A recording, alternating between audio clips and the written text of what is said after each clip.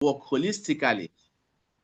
Keep it simple and practical. And the last but not the least is optimize and automate. These are the 7 guiding principles. We're going to look at them. Again, sorry, what happened?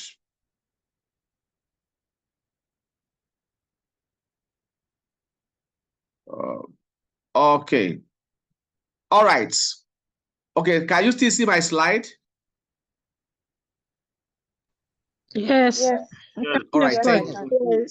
Okay, thank you. So we have the guiding principle. So guiding principle, you adopt it as a whole. In as much as there are 7, it is a unit. Either you accepted to use it or you are not. When you adopt it, you adopt the 7, but you apply them when there is need for you to apply each of them. You don't apply the 7 at once.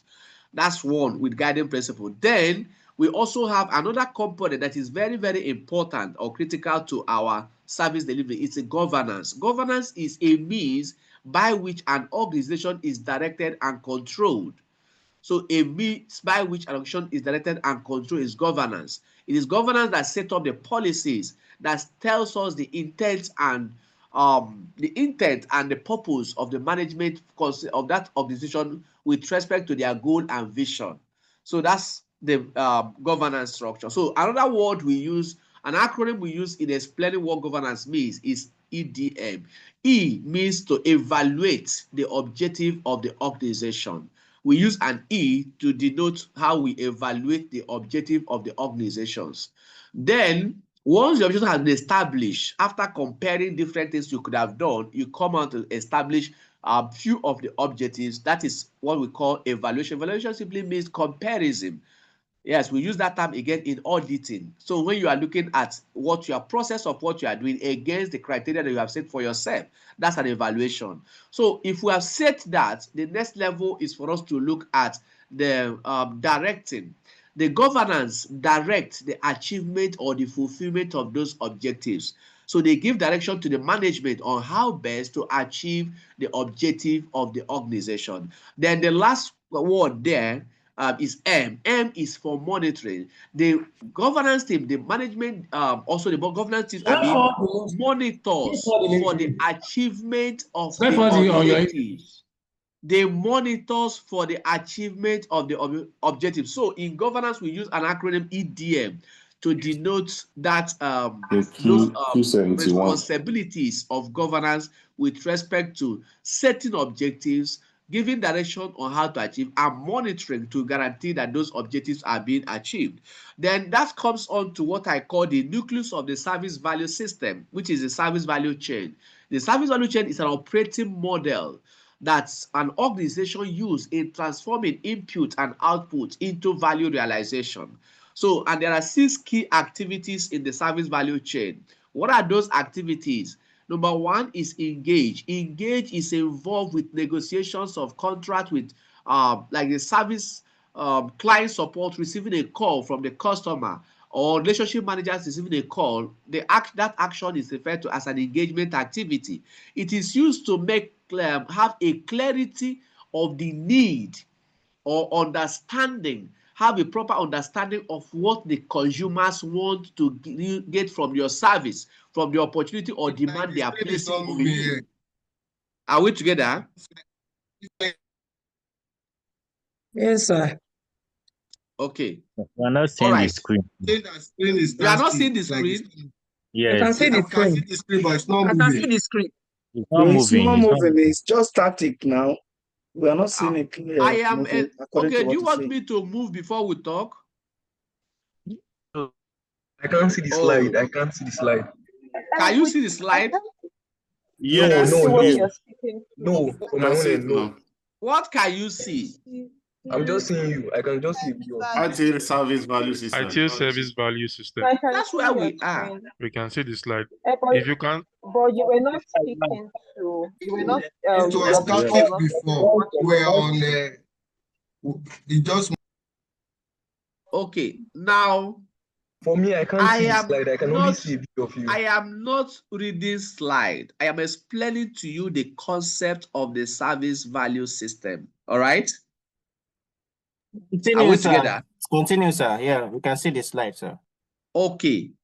Okay, so maybe I should change pattern and we'll just read the slide so that we can make it easy. All right. Okay. Now, the service value system, let me go by the slide since you want the slide, not an issue at all. So to enable service value creation, all the components of an organization need to work together as a unit or as a system or as a utility. Of course, the three main parts of the service value system are the input to the service value system, which can come in form of opportunity or a demand, and then the component or element. In case you are writing the examination, this is treated as, they can be called element of the service value system in the exam. So whether you see element or you are seeing component, you are still talking about the same thing. So those things are the guiding principles, which I've explained that the guiding principles are recommendations that guide organization in all circumstances, regardless of the changes in structure, the culture, the goal and the objective, or the vision and mission. It still remains the same. And there are 7 of them which I've mentioned to you. Then we have governance as one of the elements or the component of the service value system. Then governance talks about how an organization is being directed or controlled. Then we move on to have service value chain, and the service value chain is an operating model that actually combines the 6 key activities of the chain in order to transform an input to output until the value is being delivered. Now, that's where I was before you stopped me. Then the service value chain, like I said, there are 6 key activities. Number 1, you have an engagement activity. And I say that engage guarantees that there is clarity. There is no ambiguity in what the customer wants and what the consumer, the need of the customer or the need of the users or the person that places that particular request. We must have that clarity, and we must guarantee there's a continual engagement of the between the provider and the consumer of the service. That's the role of engagement activity. So it's to have an understanding of the need of the consumers, and also have clarity and have transparency and have continual engagement. Then we have another important element or activity of the service value chain, which is called plan. Plan want to guarantee there's a shared understanding of the vision of the service consumer, the consumer of that service. There's a shared understanding of their vision, their current status, and the improvement direction of that particular organization that want to consume your service. So that's the only way you'll be able to deliver an acceptable service that will help them to move from the point where they are to the desired future state where they want to be in form of improvement journey. All right. So that is in planning. Then you have another element, it's called improve. Improve is one of the simplest things to understand because it guarantees the continual improvement of all the activities of the service value chain. And again, you now have another one that is called deliver and support. Deliver and support is focused on ensuring that the services you are delivering or you are providing for the consumers is being supported when it goes live. Because sometimes you can develop a service and maybe use a standard person to develop, create a particular service. And when it goes live to production environment, the people that are supposed to support it do not have the knowledge to support it. Then the value of that service will not be achieved. So this particular activity guarantees that those services are being supported. You also have another one called design and transition. It's focusing on designing the services, making sure that the project aspect of the service is being fulfilled. What is the project aspect of it? Every time we talk about project, there's certain thing that is important for us is to understand the quality of the service delivery must be, of your project work must be established. Then the cost implication must be within the acceptable costs that have been agreed, and then the scope of work must be maintained. The time to market has to be guaranteed. So this is what that activity guarantees, that the product or service is delivered meeting the expected level of quality, and of course with the same optimized cost, and of course making sure we deliver within the expected time, because project is how do I put it? A project has a defined timeline to deliver it. A project is not a program. So if you are running a project that say, oh, 1 year, 2 years, 3 years, 4 years, 5 years, of course, it becomes an issue to the organization, because sometimes before the project goes live, the value of that project has been lost. As a financial institution, these are one of the issues you face sometimes when you start without having a proper understanding of what you want to do, and you go on to announce your project, what you want to achieve. Your competitors may get a clue of what you want to do. If they have a good project management team, they can even go live before you. Then when they go live, then when you are coming back, you look as if you are the one copying them, while in actual sense, you are the one that conceived the idea before. Are we together? Are we together? Yes. Yes. Yes. Right. Okay, then thank you. The last component that makes it 6 activity there is called obtain or build. Obtain or build is an activity that creates the physical component of that service, because they are the people that are responsible to decide whether we should build something off the scratch, we should build in-house, or if it is something that is commoditized, can we buy off the shelf? So that particular activity guarantees that the project is created. So of course, that's an example question that they ask for those that want to write it. Which activity of the service value chain guarantees that the project or the product or service component is created? So that's obtain or build. So then we move on to practices. Practices are resources of the organization that you use in offering value. Now, what do we mean when we say a practice? Like incident is a practice. What are those resources we are talking about? What is your incident management policy as an organization? What are incident management procedures that you have? Who are the skill set that you have in doing? How do you prioritize your incidents? How do you do a presentation? What kind of this are you using? What kind of incident management approach are you using? Are you using swarming? Are you using prioritization of incidents? What kind of incident management are you using? So these are the things that now constitute the set of resources that you are using in order for you to offer value to your consumers. So that is what he referred to as a practice. Change enablement as a practice. So what is the process of doing your change? How do we guarantee that the risk involved in any of the changes we implement has been properly assessed, and getting authorization to proceed with the changes, and then creating a schedule, change schedule, and making sure there's a proper communication and resource allocation for the changes to proceed without creating more problem for us? How do we guarantee we have a rollback plan before we back on a release journey? So these are part of the things that we do under the change management and release management aspect of it. So these are some of the practices we're going to look at. Like continual improvement is one of the practices. Remember, we said we have 34 practices when I started this class yesterday. Now, out of the 34 practices, continual improvement is one of the practices. However, in the service value system you are looking at, you notice that continual improvement is sitting outside now. It's not sitting inside practices. It is for a purpose.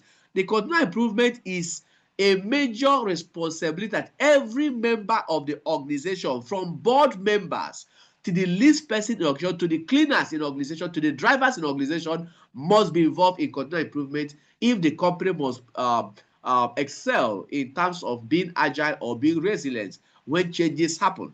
So that is the reason continual improvement is taken out from the list of practice and stand outside within the service value system. As to also tell you how important it is, when we are looking at capability maturity model of the organizations, you are free to choose any practice of your choice to start with. Any of the practices, be 7, 8 practices you can implement, but every practice you implement must include continual improvement in all of them. So that's how important it is. So these are the components of there. So the essence of continual improvement is to ensure that your processes, your practices, your way of doing things is continuously aligning to the changing needs of the consumers. So you keep adjusting the way you do things. For instance, when FirstCentral started, the major way of consuming their reports was for you to log into the portal, generate reports, and use the portal. But with the advent of fintechs, you notice that fintechs is not ready to be logging in to generate report one after the other, but they can also they may choose to call on your systems or have a handshake with your system using your APIs so that it reduces that human intervention and guarantee that, oh, you can run batches of report at the same time while the APIs does a handshake. So if I place a request today on a mobile application to place request for a loan of 20,000 from fintech or any of the digital lending institutions, then in less than 1 minute or 2 minutes, the money is in my account. The question is, did these people actually conduct a credit search? Yes, they did, because there was a handshake between FirstCentral Credit Bureau API and that of their system. Their lending system has actually had a handshake. In microseconds, they're able to do that and deliver. So because of that, you have to keep improving on the quality of your service delivery by making sure that how people access your service is being expanded as the day goes by. All right. So the output to the service value system is achievement of the objective, the fulfillment of the goal, achievement of the value. That is what we refer to as the output of the service value system. So far, any question? We are good, right? Yes, Thank you. Now, thank you. Now, what is the purpose of the service value system? Now, the purpose is to ensure that organizations continually co-create value with all stakeholders through the use and management of the product and services of the organization. So, the purpose of the service value system is to guarantee as a continual value co-creation. Yes, for the stakeholders through the use and management of the organization's product and services, through the use and management of resources of the organization. Now, the ITIL service value system describes how all, not some, how all, underline the word all, how all the components and activities of the organization work together as a system, as a unit, as a system to enable value co-creation. Now, of course, these activities represent the steps. These activities represent the steps an organization take in creating value for the stakeholders. Of course, each activity can actually contribute to value realization or creation by transforming specific input into output. That's an examination question as well for those that may want to write the examination. So they want to know how each activity contributes to value creation. It is actually by transforming specific input into output. So you can have several outputs. That's why we say that output is not what we are looking for. Output is an enabler to achievement of our outcome. So that's why we said that outcome is defined as results enabled by one or more outputs. That's what outcome is all about. Now, to convert the input into outputs, the value chain activity use different combination of your practices, which is called set of resources designed for performing certain type of work. I gave an instance like incident management, problem management, change management, release management, service level management, deployment management, and so on. These are part of the practices. So a practice is a set of resources. And I gave instance of what resource means in this regard. The people that will do this, the policy that will guide them, the workflow they are going to use. So the tools they are going to use, the partners and suppliers they are going to use, the way the work activity is going to be coordinated. That's all what we refer to as set of resources designed for performing certain type of work.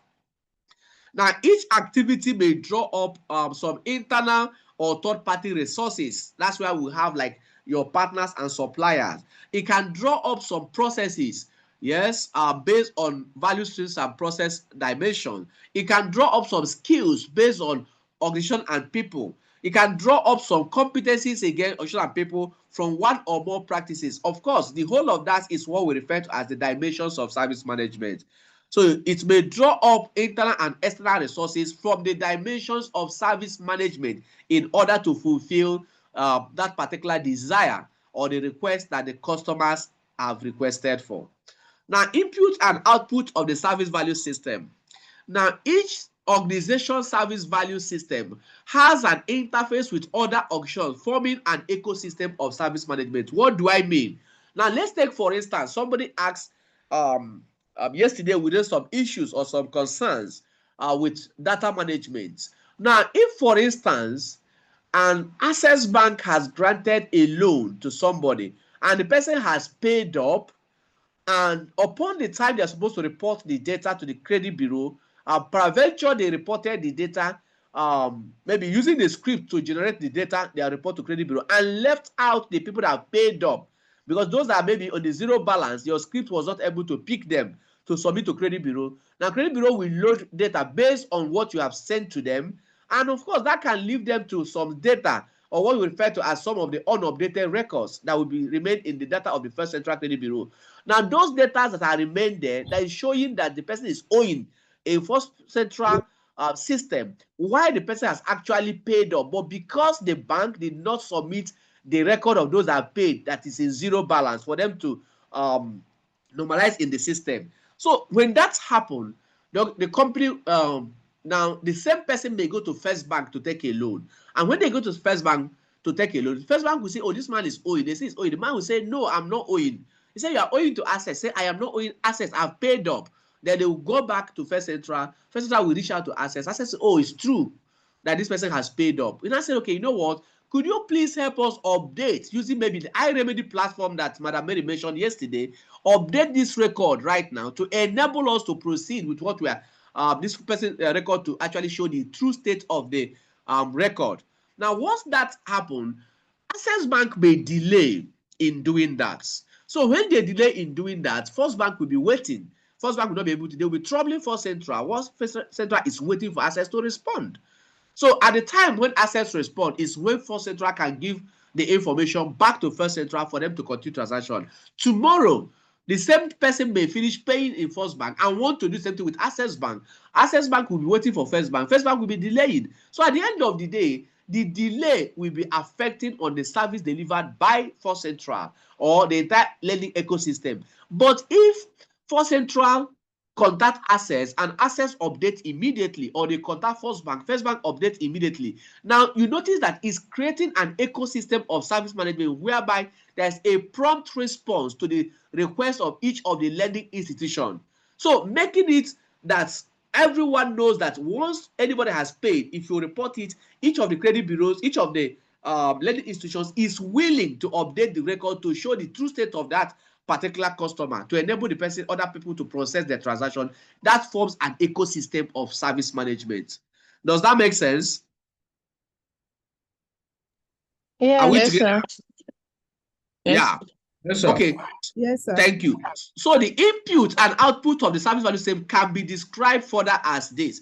So we understand what ecosystem means now. So meaning that First Bank is doing their bit, Access Bank is doing, Zenith Bank is doing, all MFBs are doing, fintechs are doing, and of course, it comes at the center of it is FirstCentral coordinating all these activities. They will notice that, oh, our lending journey, our record, the data we are producing is actually effective. It's something that is current, is reliable, it's something that we can actually go to bank with and make sure that, yes, when we say somebody is owing, somebody is actually owing, not that somebody is owing. I'm saying the system is saying it's owing while the person is not owing, and we are blaming the bureau that hosts the data while the person that submitted the data is not doing their bits in order to update those records. Instead of waiting until the end of the month when you submit, you can do a daily update on such persons to enable this transaction to go through.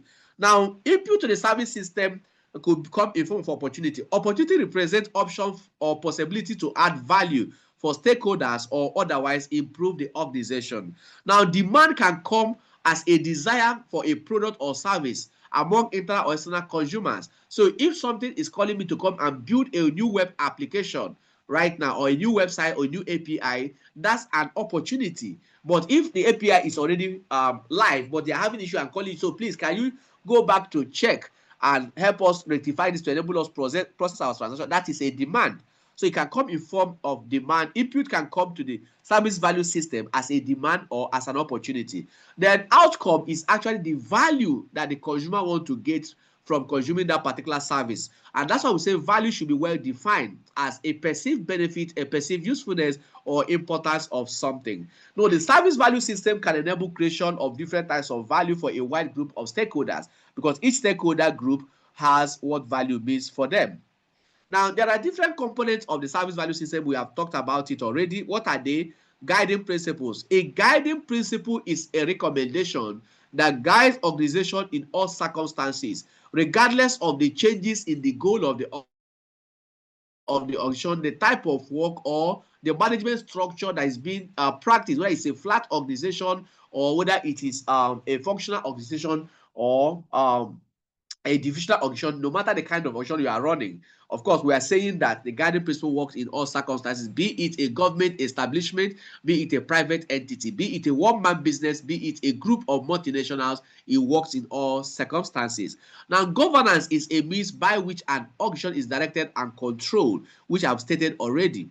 The service value chain is a set of interconnected activities that an organization performs in order to deliver a valuable product or a service to the consumers, or in order for them to facilitate a value realization. That's what we refer to as service value chain. And there are 6 key activities we talked about here. We're going to look at them as the class progresses. Then practices are sets of organizational resources that is designed for the performing work or accomplishing an objective. That's what we call practices. And I've explained the meaning of that as well. Continual improvement is a recurring organizational thing. It's a recurring organizational activity performed at all levels of, to ensure that organization's performance continually meet the stakeholders' expectation for value. Now, it's continuous. It is a recurring thing. There is nobody that can say, I have achieved continual improvement. What does that mean? That's why we use a continual improvement cycle, the 7-step improvement cycle that talks about what is the vision, then where are we now, where do we want to be, how do we get there, then take action, did we get there, and how do we keep the momentum going, how do we make the culture of improvement a way of life of the organization. So these are the things that we do, the component of the service value system. Now, this is an interesting slide. Why? Because the challenges that is faced by IT version 4 is actually the reason IT version 4 came. What are those challenges? Silos in organizations. Now, organizational silos make it hard to work effectively and efficiently in an organization with a shared vision and to become more agile and to become resilient. Silos make it difficult for communication to happen. Silos can be resistant to change. Silos prevent easy access to information. Silos keep some specialized information, especially in the area of expertise. Silos do not like to share knowledge, which can produce efficiency, which can actually reduce efficiency. It can also increase cost. It can lead to risk to the organization. When you have a siloed mentality within an organization, a silo mentality does not like to relinquish jobs. Now, one of the major things a silo does is that when you have a silo within an organization, silos believe that their knowledge that they keep that no other person knows is what keeps their job. Silos are insecure in an organization. It is insecurity that makes people to function as a silo. Then another thing that creates silo is structure of the organization. Now, when you have a structure where people cannot go on leave, financial institutions, pay attention. When people are on leave and they are using one hand, maybe somebody is sick to the hospital, you are using one hand to receive drip and you are using one hand to press laptop to work for your organization, that person is a silo. Hello? Are you with me? Right on, right I'm on. with you, sir. I'm with you, sir. Right on, right on. Thank you. So when you have silos in organization, they inhibit the growth of the organization. They limit you from leveraging opportunity. Now, imagine when the person goes home and sleep and don't wake up again. What happened to the organization? We are not interested in having a key man risk as in an organization. We are more focused in building a system and looking for people who are structurally fit to the system that we are building, who can help organization to leverage opportunity and proceed. That's why so silos are not good for any organization. When you have a silo, you believe that, oh, this is the best person in the organization. But the day you lose the person, you notice that, oh, you can actually rebuild a system that supports agility and resilience. So silos are not good. Silos also make communication and collaboration more difficult across group. When they receive information, they hoard it. They keep it to themselves. They don't like to share. Silos find it difficult to delegate jobs to their subordinates. So they just want to be the only one. When subordinates do jobs, silos take the glory. They go to the MD to present and take the glory. Why those that did the job are not being promoted? So these are the things that ITIL does not support. So that's why we say components and activities together with organizational resources can be configured and reconfigured in multiple combinations in a flexible way as circumstances changes. Now, but this requires the integration and coordination of activities, integration and coordination of your practices, of your team members, of authorities, of responsibilities, okay, and all parties to be truly effective. So when you have a set of people that you don't communicate organization, it limits organization from expanding their horizon. So it makes it, oh, when the person is not on duty, every other work becomes stagnated. That's not what we want to see in organization. And if you want to look at this, I can take you. Some of you here maybe like football. Your work you do in organization is best explained using a football team approach. Now, when you go to a football team and you have a superstar player that is only key man in organization, if you are playing a football, what opposition does is to mark the person out and you lose the game. Hello, are you with me? We are with you, sir. Yeah, I I'm will with with you, you, sir. Thank you. I'll give you Right an on. instance. There was a football club in Europe called Paris Saint-Germain, PSG. They wanted by all means to win a Champions League, but they saw there was a football player called Lionel Messi, who is the best in the world. They went and buy him. They want another person, I say, Neymar. They say the highest price, the Barcelona name it, and they paid it, they carried him. They carried Kylian Mbappe. They had the best, most expensive players up front, but there was no coordination between the midfield and the defense. That was why, so a player can carry ball and lose it and go back. They fought until the three players left the team. Today, they went ahead to win the same Champions League without any recognized superstar. It is now they are making the superstars out of their team. Now, somebody said, okay, last time I was mentioned, okay, who is their superstar now? They say their superstar is the Dembele. Now, the Dembele that was their superstar, they played in Barcelona without a Dembele, and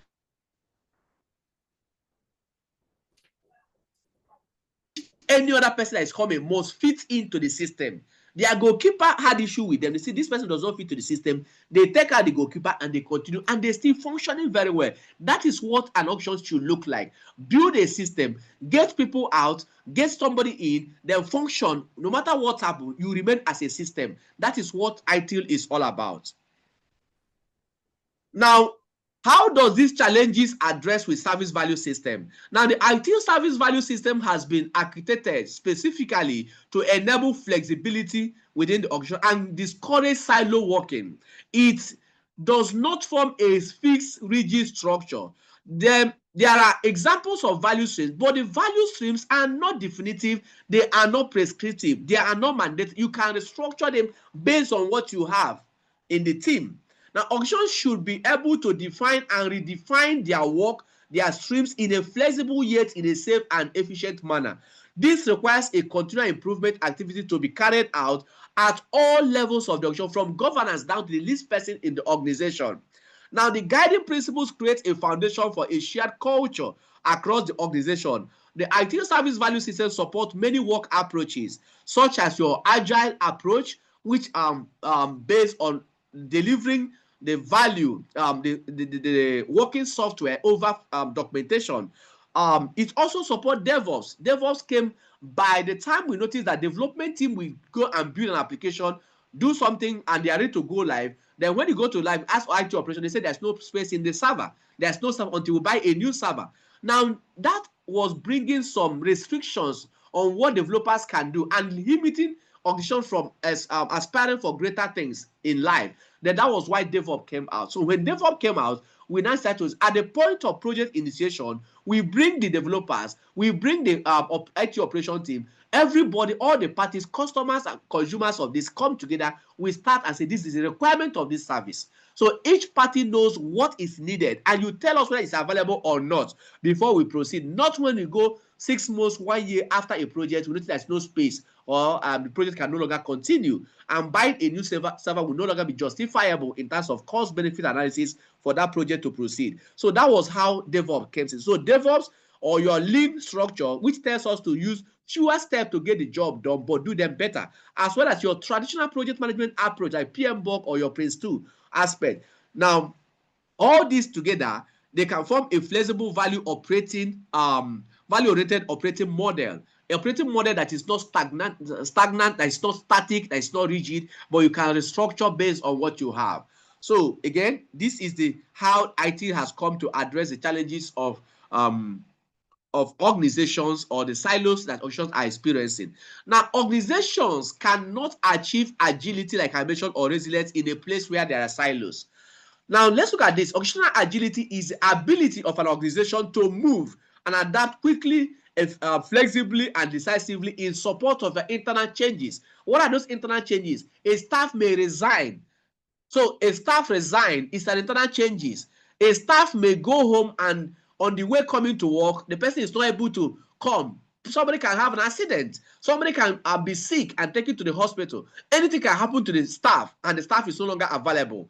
Now, will you tell your customers that we are not able to deliver the value because a particular staff in your organization was not present at work?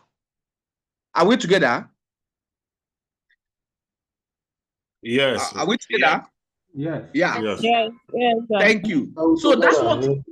Thank you. That is why when you come to organization during operational training, you are trained as a financial institution on all the layers of operational activities. So whether you are a retailer, or whether you are a customer service, or whether anything you can function there within that particular front end, you are trained across all of them in such a way that you can go there today, a particular staff is not around, you can readjust from a staff that have three people and move person to a new department or a new role within that particular short period of time, and the person will keep delivering the value immediately. All right, we keep delivering the value. So that's what we mean by being agile. So agility has to do with internal changes to the organization. So whether somebody is leaving the job, somebody is resigning, or anything is happening, we keep delivering the value because the customers cannot. Let's take for instance one of our major customers, Access Bank, is here. Now, the time when the MD of Access Bank died, how many weeks break did Access Bank go before they resume work? Anybody in Access Bank? No break. No break. Thank you. No now, break. why is CBN asking organizations today to do audit to ensure there's a that's what we call it, succession plan in all the critical assets of the organization, critical position of the organization, is to guarantee the continuity of business when anything happens. That's the essence of having that particular processes in place. There was no single break. They continue doing their work. Yes, people will say, "Oh, you lost your MD. Oh, sorry. Oh, hey, sorry. Oh." The next thing, how far about my loan? That my loan, has it been approved? If you are not ready to deliver the loan, no problem. They will look at another branch. Oh, is Fidelity Bank there? Is First Bank there? Is Eco Bank there? They will quickly move to them and take the loan, and you've lost the customer while you are busy mourning. So that's why we build a system that supersedes every individual in an organization. Are we together? Yes, we are. Yes. Thank you. Now, what is organizational resilience? Resilience is the ability of an organization to anticipate, to prepare for, to respond to, and adapt to both incremental changes and sudden disruption from an external perspective. Now, how many of us was there in 2020 during the COVID-19? All right. Do we remember COVID-19? Very well. Very well. Now, thank you. Many organizations believe that they were so much prepared during that time, but during their BCMS, business continuity management system, they test all those things. They do, but when it happened, look at some people, that when we feel that giving people laptop in auction was a privilege, you are giving them desktop.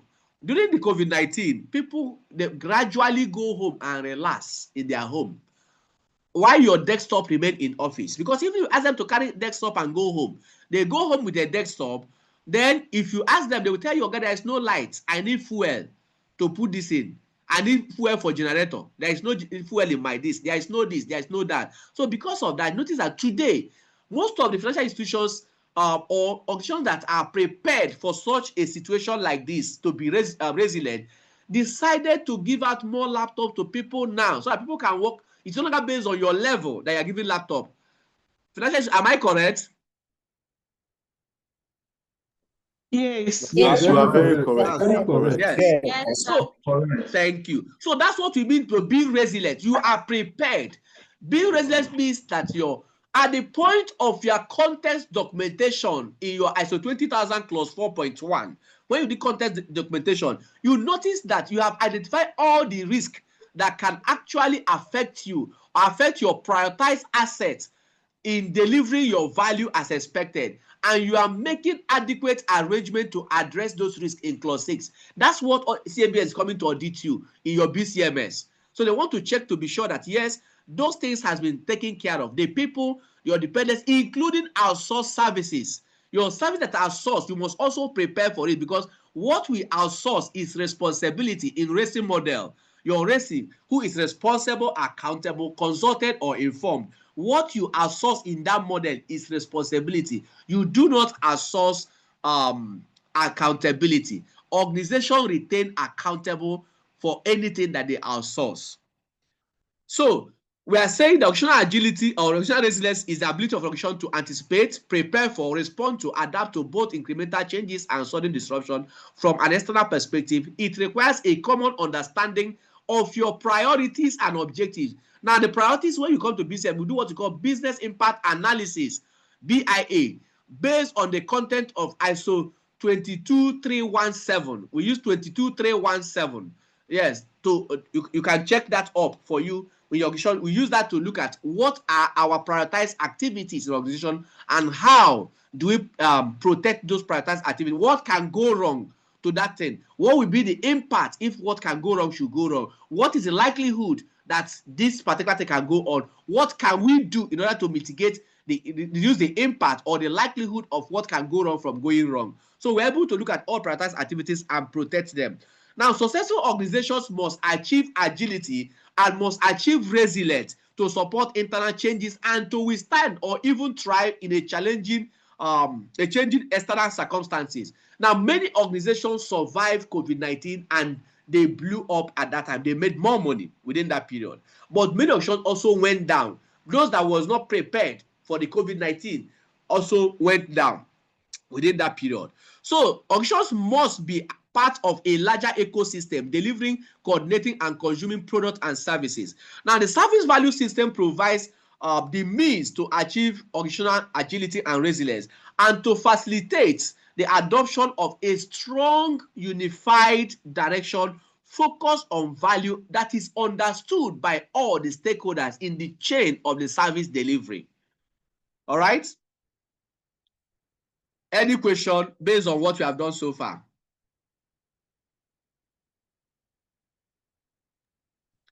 Hello, sir. I have a question, sir. Yes. Ask, these guiding principles, can we refer to them as standards like ISO 27001? No, sir. No, ma. A guiding principle is actually a recommendation. Recommendations are expressed with a verb should.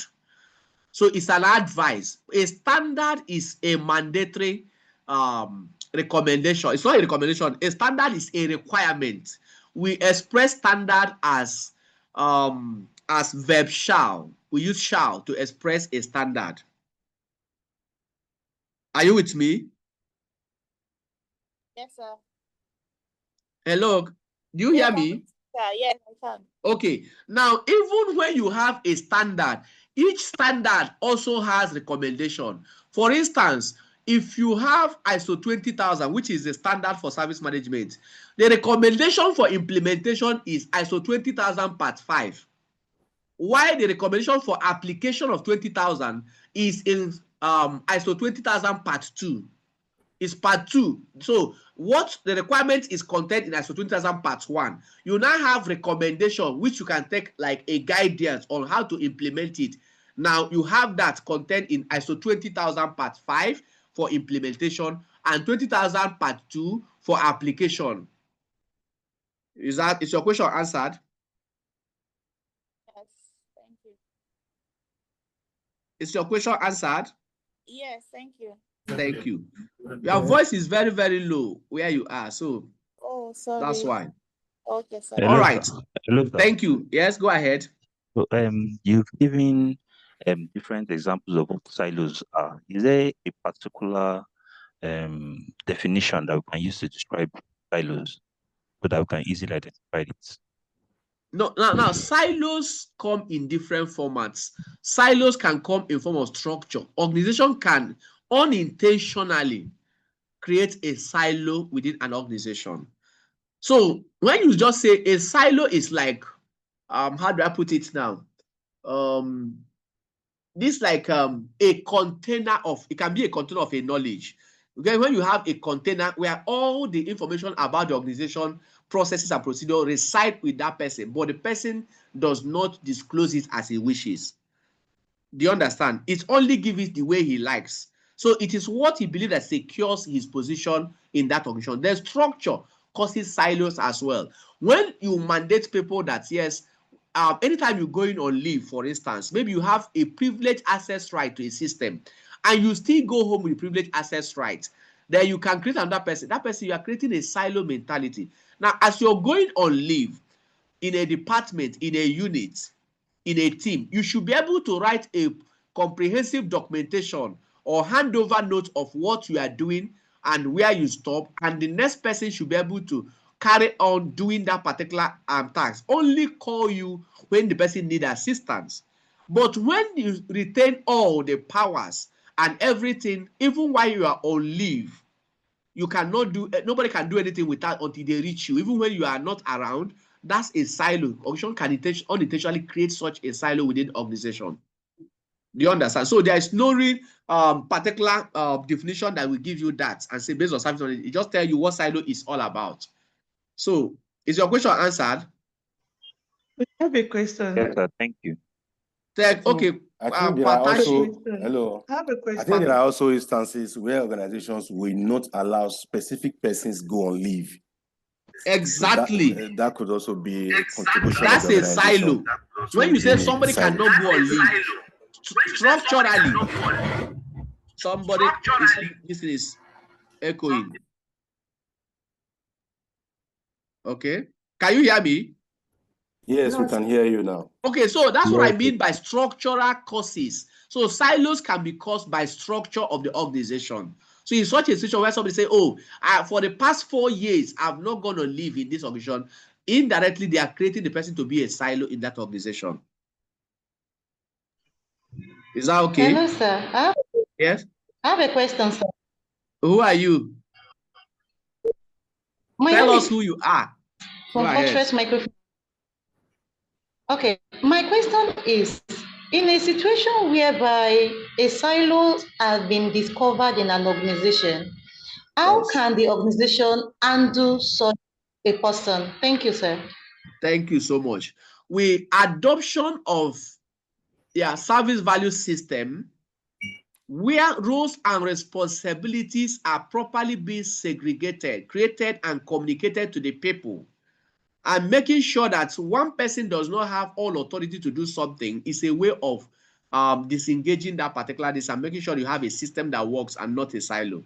So adoption of IT guiding principles can help you. We're going to look at that today, how you can use IT guiding principle to guide the improvement of your culture or your system or way of doing things to now have that particular avenue where people can actually feel free to work and function in an organization.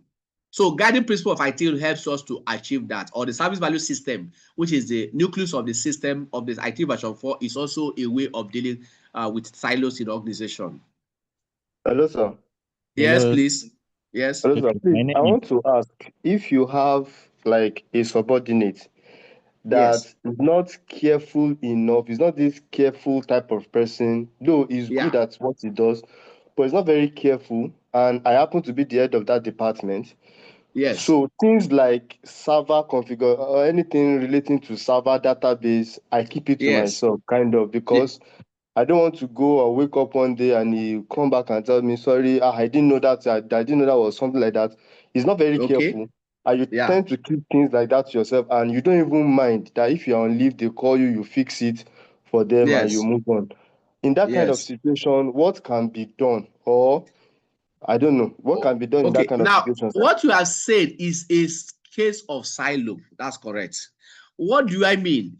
Now, you have looked at it. You don't need to wake up until one day something has happened. What if today you wake up and could not come to work? What happens to the organization? Are you getting what I'm saying? So what we do, the only way is to embark on a journey of continual improvement and capacity building. Now, there is nobody within organization that you have employed that has passed through the test of the employment journey that you certify as being okay, that you cannot improve to the point where the person becomes valuable in the organization. I'll give you an instance. What happened in a certain organization in Nigeria? Now, there was a particular staff that the organization wanted to fire. So when they want to fire the staff, it supports the financial institutions as well. They want to fire the guy, and the organization providing the service realized that they needed somebody that will do permanent night in that organization. They made the man, instead of sacking this person, let us allow the person to play the role of a service desk for us, and then be the first point of call during on night shift. Let's be on permanent shift in night. That person started the job. Now, every other person that was solving any issue that the financial institutions were having, we are passing the solution through the person to the organization. Now, that person grew up and became the best staff of that organization in terms of solution provided, even to the extent that the foreign partners that own the application noticed that any issue that the guy did not solve, that they themselves were finding it difficult to solve it. What am I trying to say? Building capacity. You have to build the people. Knowledge sharing. You cannot stop because the person is making mistake. But instead of that, you create an avenue. Gradually, you'll be limiting what the person can do, but you are improving on the person's knowledge, ability to do something by constant training, correction, guidance until the person gets to the level where you are. But if you say no because the person will make a mistake, let me stay, or instead of that, let me be doing work alone by myself, you are not killing yourself. You are killing the organization you are working for. You are just a total you are a what do you call it, a silo, because one day you may wake up and decide to resign from the organization and tell them, if you don't pay me this amount of money, I cannot work again. I will come to work. And they can't do anything because they have to pay you, because you are trying to hold them to ransom. So organization must not allow something like that. They have to create a system where knowledge sharing and capacity building will be encouraged across all the team members. Okay, hello. My name Yes. is Rocco Christian from Kenechku Microfinance Bank. Your name is what? Uroko Christian from Kenechku Microfinance. Uroko, Okay. U-R-O-K-O. Yes, I got you. Go ahead. Okay.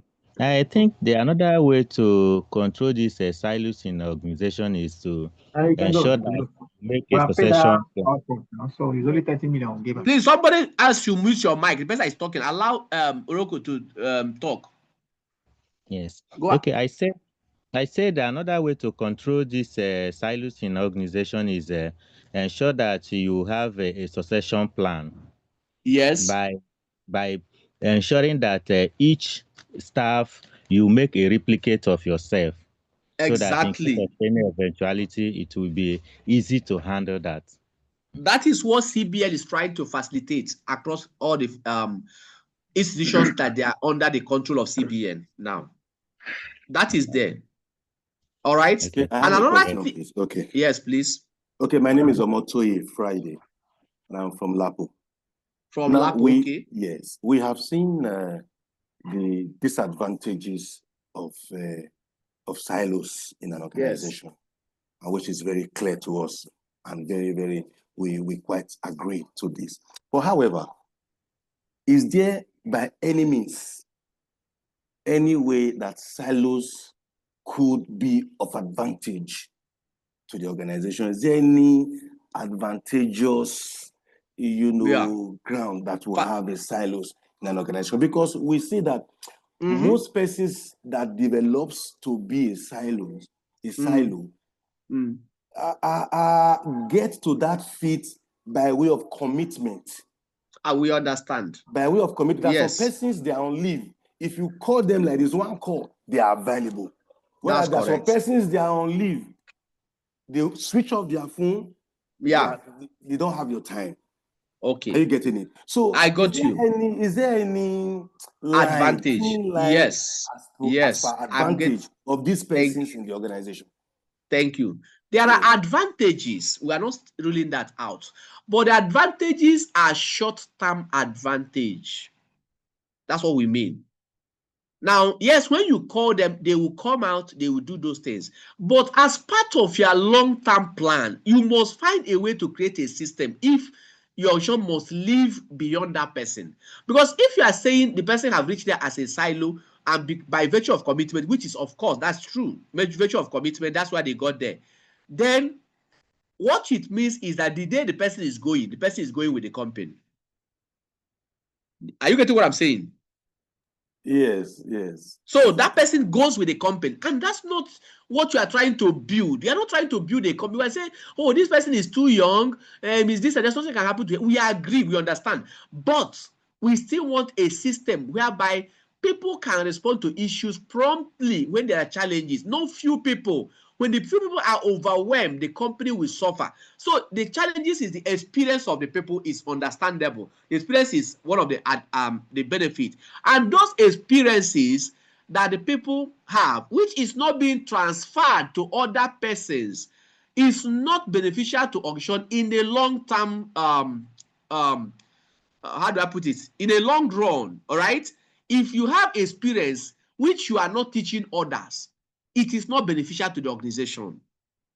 That's what we're saying. So it is only temporal that the person can be. Anytime you have issue, you call the person. Sometimes some of the person can even become proud in the midst of that. So it's this, if I'm not around, nothing will happen. I'm the only person. And that can actually make them to also become an arrogant person that can chase your customers away from you. So somebody can see, we have seen where an organization change their core banking because of, instead of relying solely on this particular set of people, I rather change my core banking application from them. We have seen an institution that look at the people, these are the developers that said, okay, I'm the one that build application. If you don't pay me this amount, I will not. And they disbanded the whole application for them to create a system that people now become liberal. Every other person can work in that particular thing. So all in all, what we are saying is that, yes, silo has advantage, but it is limited. The advantage is a short-term advantage. If you must expand, if you must aspire to build a system as an organization, you must think a way of getting rid of silos by making sure that these people, you support them and let them delegate responsibilities. Somebody cannot hold the whole responsibility you need to do, and you hold it and you don't delegate them. You say, I'm the only one that is doing it, so that I can see that my subordinate will know, that my manager will know I'm doing work on this. No, that's not a good way to work in an organization. It limits us from achieving, and it's actually a risk factor. That's a very heavy risk factor in that aspect. So when you have a organization that focus on risk management, they should deal with that aspect of things as well within the organization. Are we clear on this? Okay, Sonny. Hello. My name is Bamidele. I'm calling. Your voice is very low. I don't think, if I'm speaking like this, I don't think you will hear me. Yeah. Hello, good morning. Yeah, my name is Bamidele from Shalom Microfinance. Yeah, good morning. Yeah, my name is Bamidele from Shalom Microfinance. Bamidele, can you go close to your mic? So I think even in line. Okay. Can you hear me now? Is it better now? A bit better. Just go ahead. Go ahead. All right. So even despite, CBN also talked about it, majorly in their examination, that there should be contingent plan. So I think, the only thing that could also, help in this situation could be that maybe if there is job rotation in the sense that, maybe you're working from the operation, maybe today you can be in the risk to see what exactly is going. I think, this is the only way Bamidele, also, Bamidele, right? You just mitigate nailed this. it. Yeah. Bamidele, that's a very valid point you made.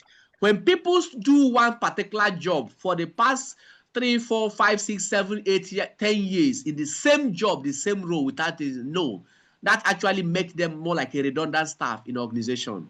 So we don't want to have that. We want to make sure that people rotate people to fill the other department so that you can actually move in to cover for people when the person is not around. That's another way of removing silo mentality within organization. I love that. Thank you so much.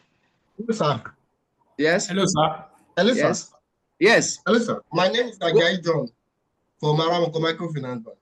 Okay. Sir, based on that job rotation, I want to inform the house that I think it's on microfinance bank.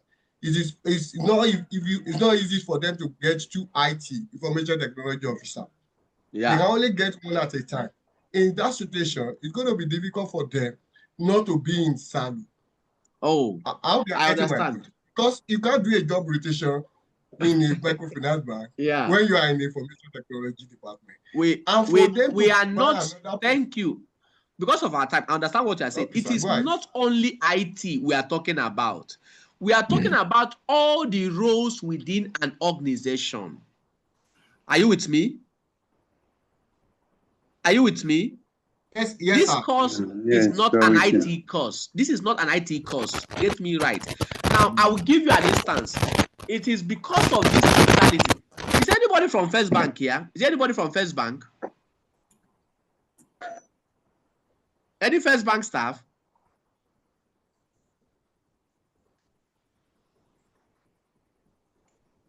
FirstCentral, do you have any First Bank staff here?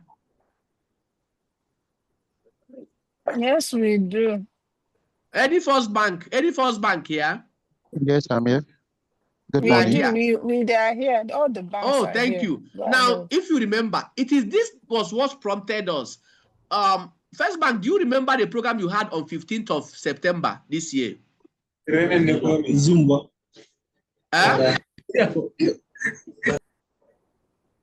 For all the IT staff, or for all the staff of First Bank, on 15th of September, we had a program like this, a webinar, 1 hour 30 minutes, with ITIL Ambassador Global, Mr. David, then Romeo Mabasa, the ITIL BDM in charge of Africa, and MAP Technology, presented by my humble self, Mr. Apollos.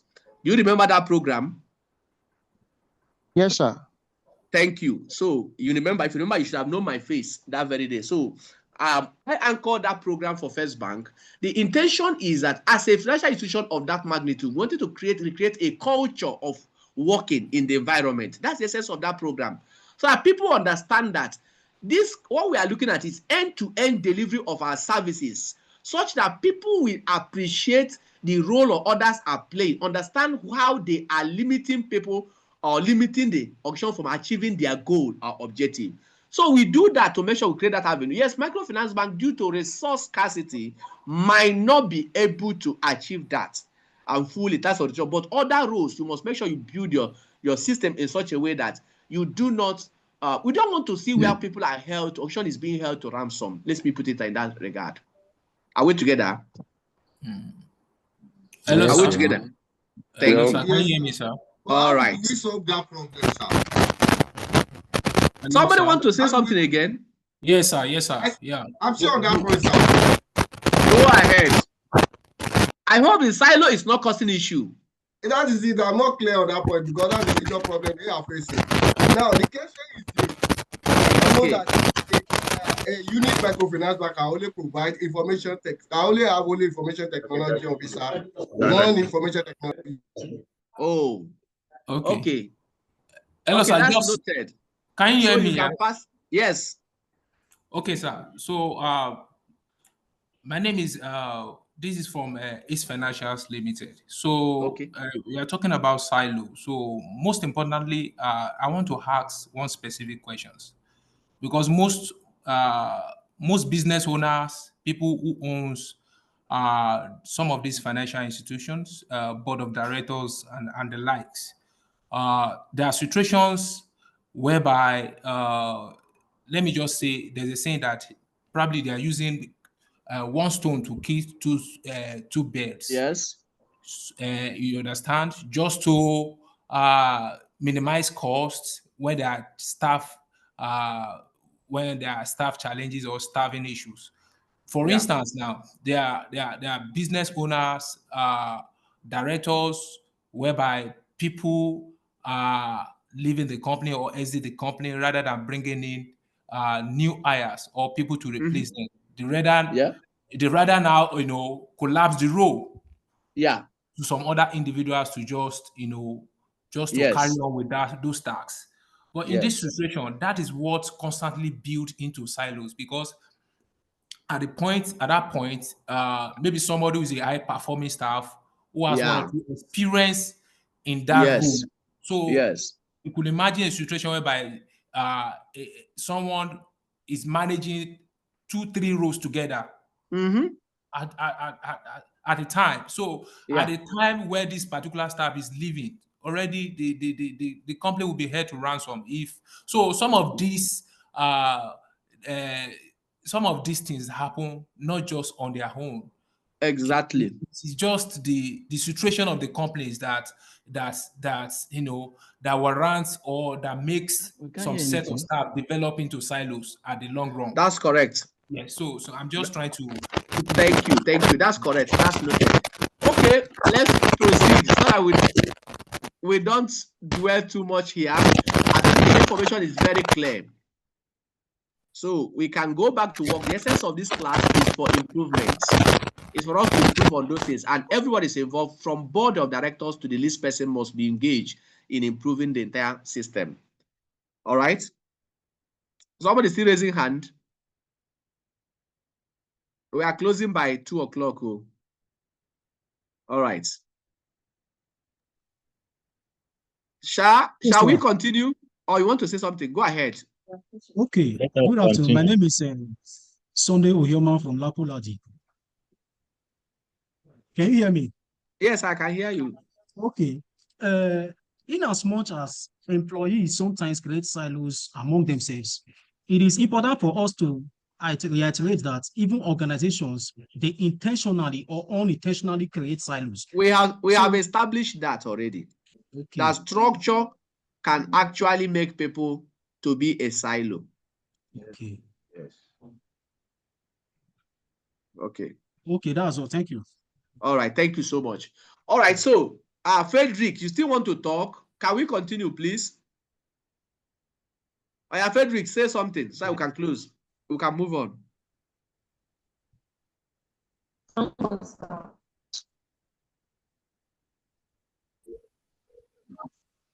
going, sir. Okay, I can go on. Thank you. Yeah, go ahead, sir. All right, thank you. All right, which IT concept describes governance?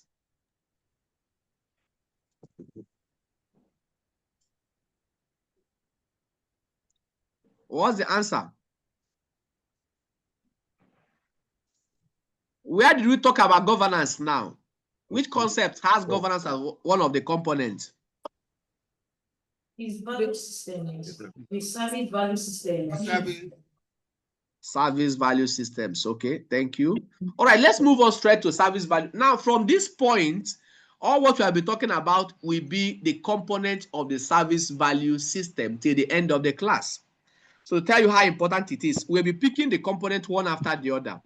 So we are moving now to look at the activities of the service value chain. Service value chain being the nucleus of the service value system.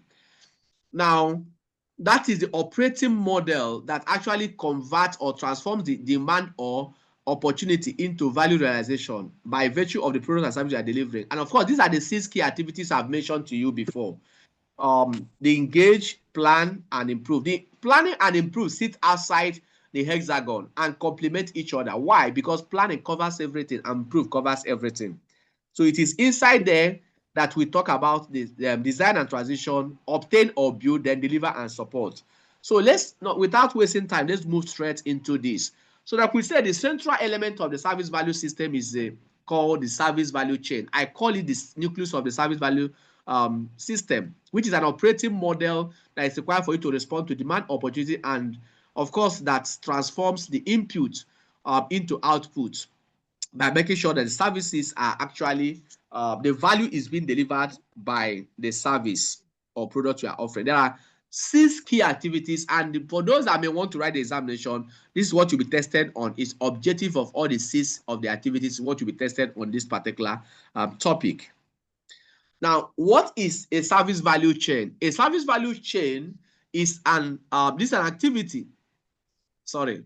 Yeah, the activities are connected to and interact with one another, with each of the service value chain activity receiving triggers and providing triggers for further actions to be taken. So they receive input and they give out output. Each activity receives input and give out output. I've given an example, like somebody call and FirstCentral Credit Bureau say, you know what, please, your API, the API is not working, or it's not returning, or the API is this or that. Please, can you help us to fix this? That is a demand. So until you resolve it, now FirstCentral do not need to just come and say, oh, everything is working on my side, and you are okay, go and fix your issue. No, you must, until the value is delivered, is when the customer can say, yes, I can now call.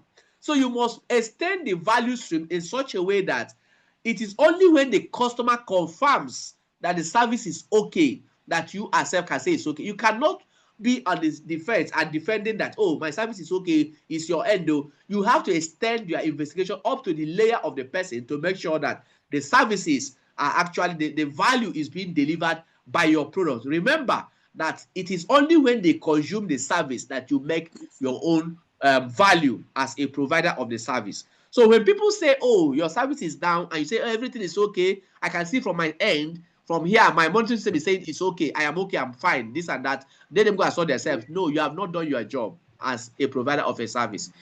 Don't sit at your comfort zone and assume that what you are doing is the best thing. That's why the problem we had with the previous versions of ITIL. So now we're saying to extend the value stream. Are we here? Are we together? Yes, we're with you. Yes. Okay. Yes.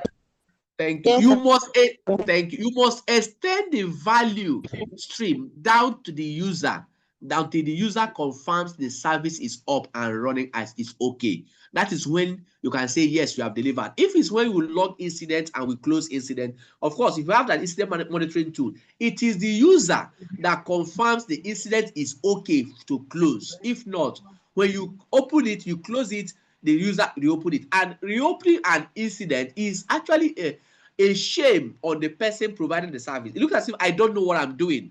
Because I say I have finished this work, it's okay. Somebody say, Oga, what you did was not good enough. Person reopen what you have done before. It's not so. I wouldn't want any of issues are treated to be reopened.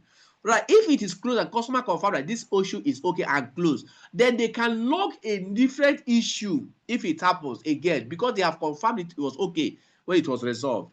But if you close it without the confirmation of the user that you are okay, then you are only making yes. You can't sit at the comfort zone. That's what I'm trying to say, and say that the user's complaint is too much.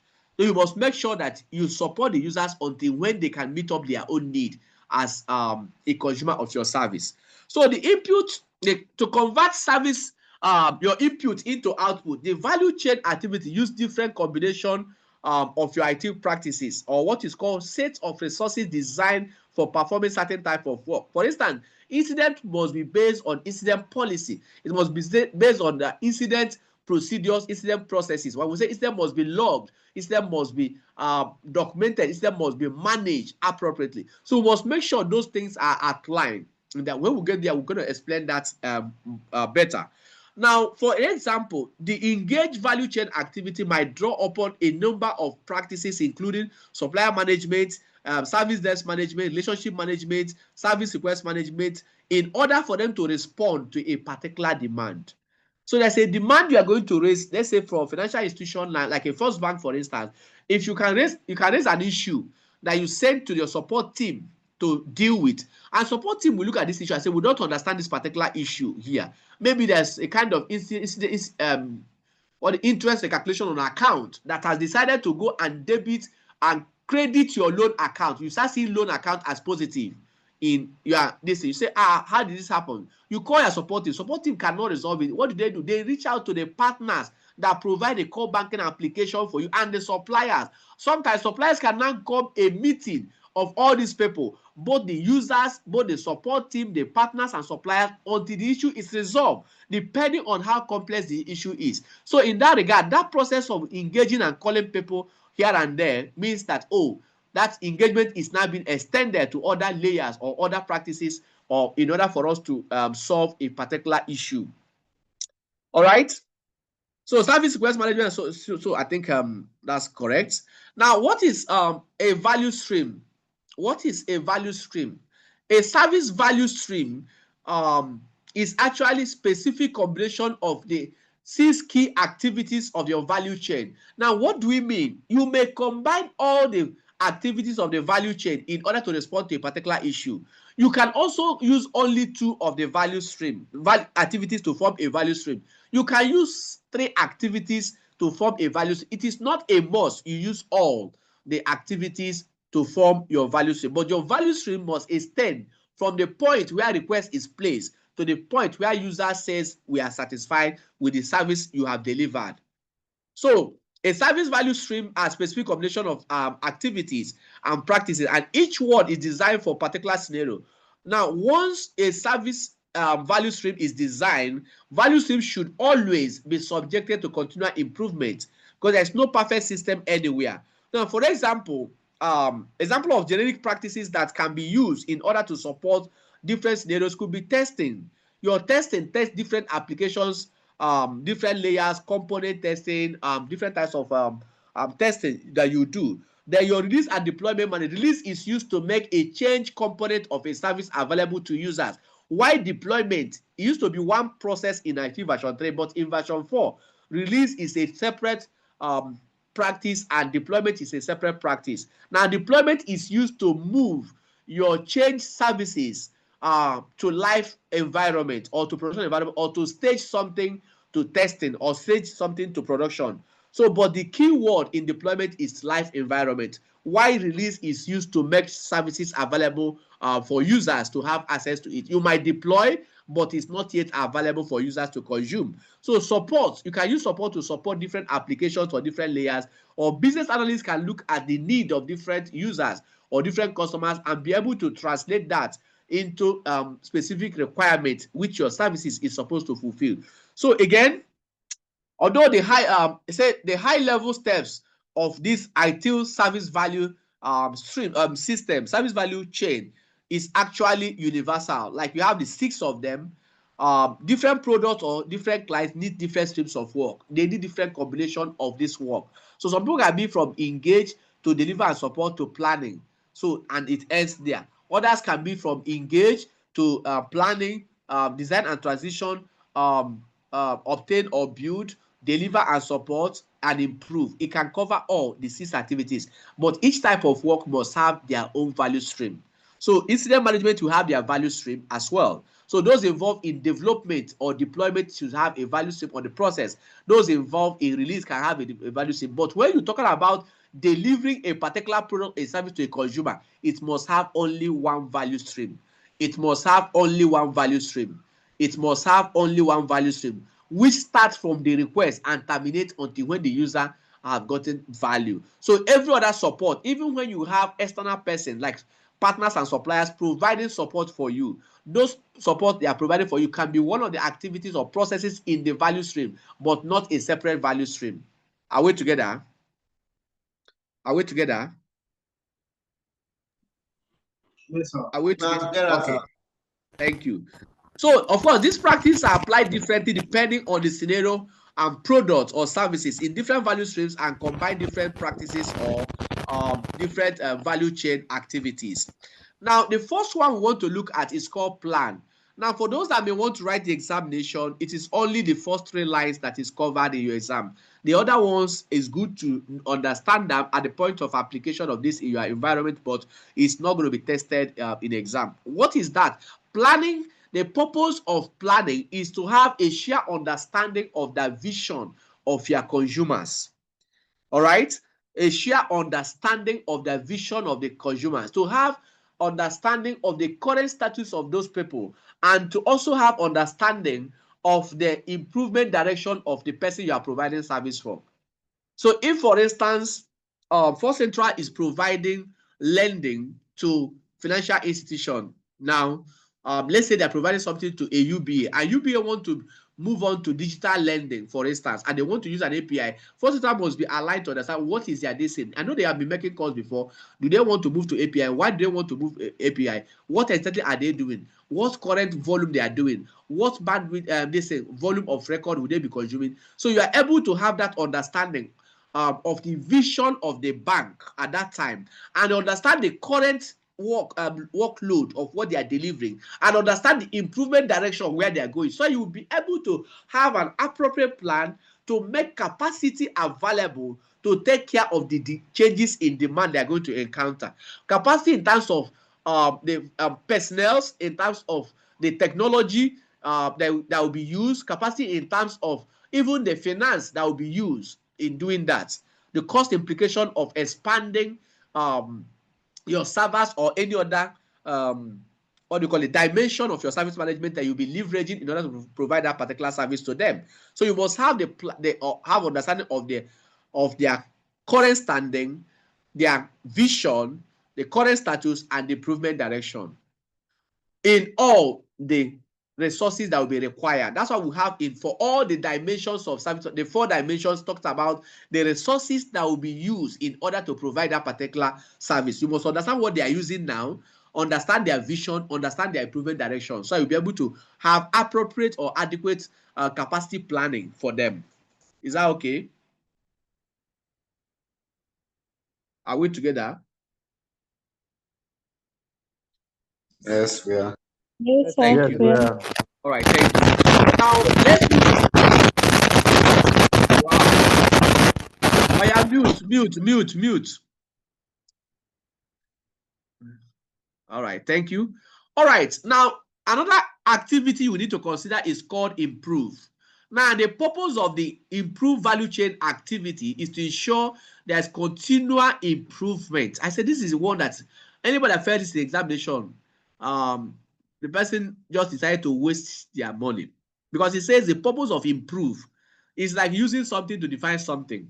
But that's exact. We want to make it as simple as possible. Call it keep it simple and practical. So the purpose of this value chain activity is to ensure continual improvement. The purpose of improve is to ensure continual improvement.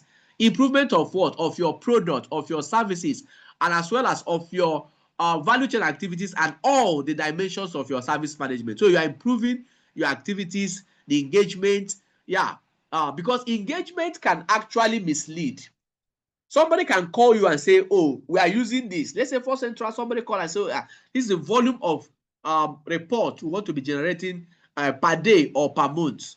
But because the person that was communicating it, maybe to relationship manager that made the call or discuss with them, did not have an understanding of what the person is looking for.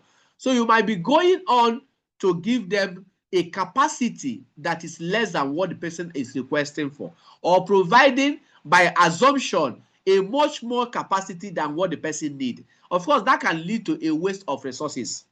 Because the question is, we prioritize activities. Why? Because of the divergence in capacity and demand. That is what prompts us to create that priority we do in managing of an incident or managing of your problem or whatever. If I have 10 people that, for instance, that want to 10 issues from organizations, and I have 10 staffs that will manage under incident management practice, I don't need to prioritize that activity. So if the 10 people are capacity, not resources, that I can give them assignment to go and do those things. They just pick one of the issues one by one and treat it, and we move on.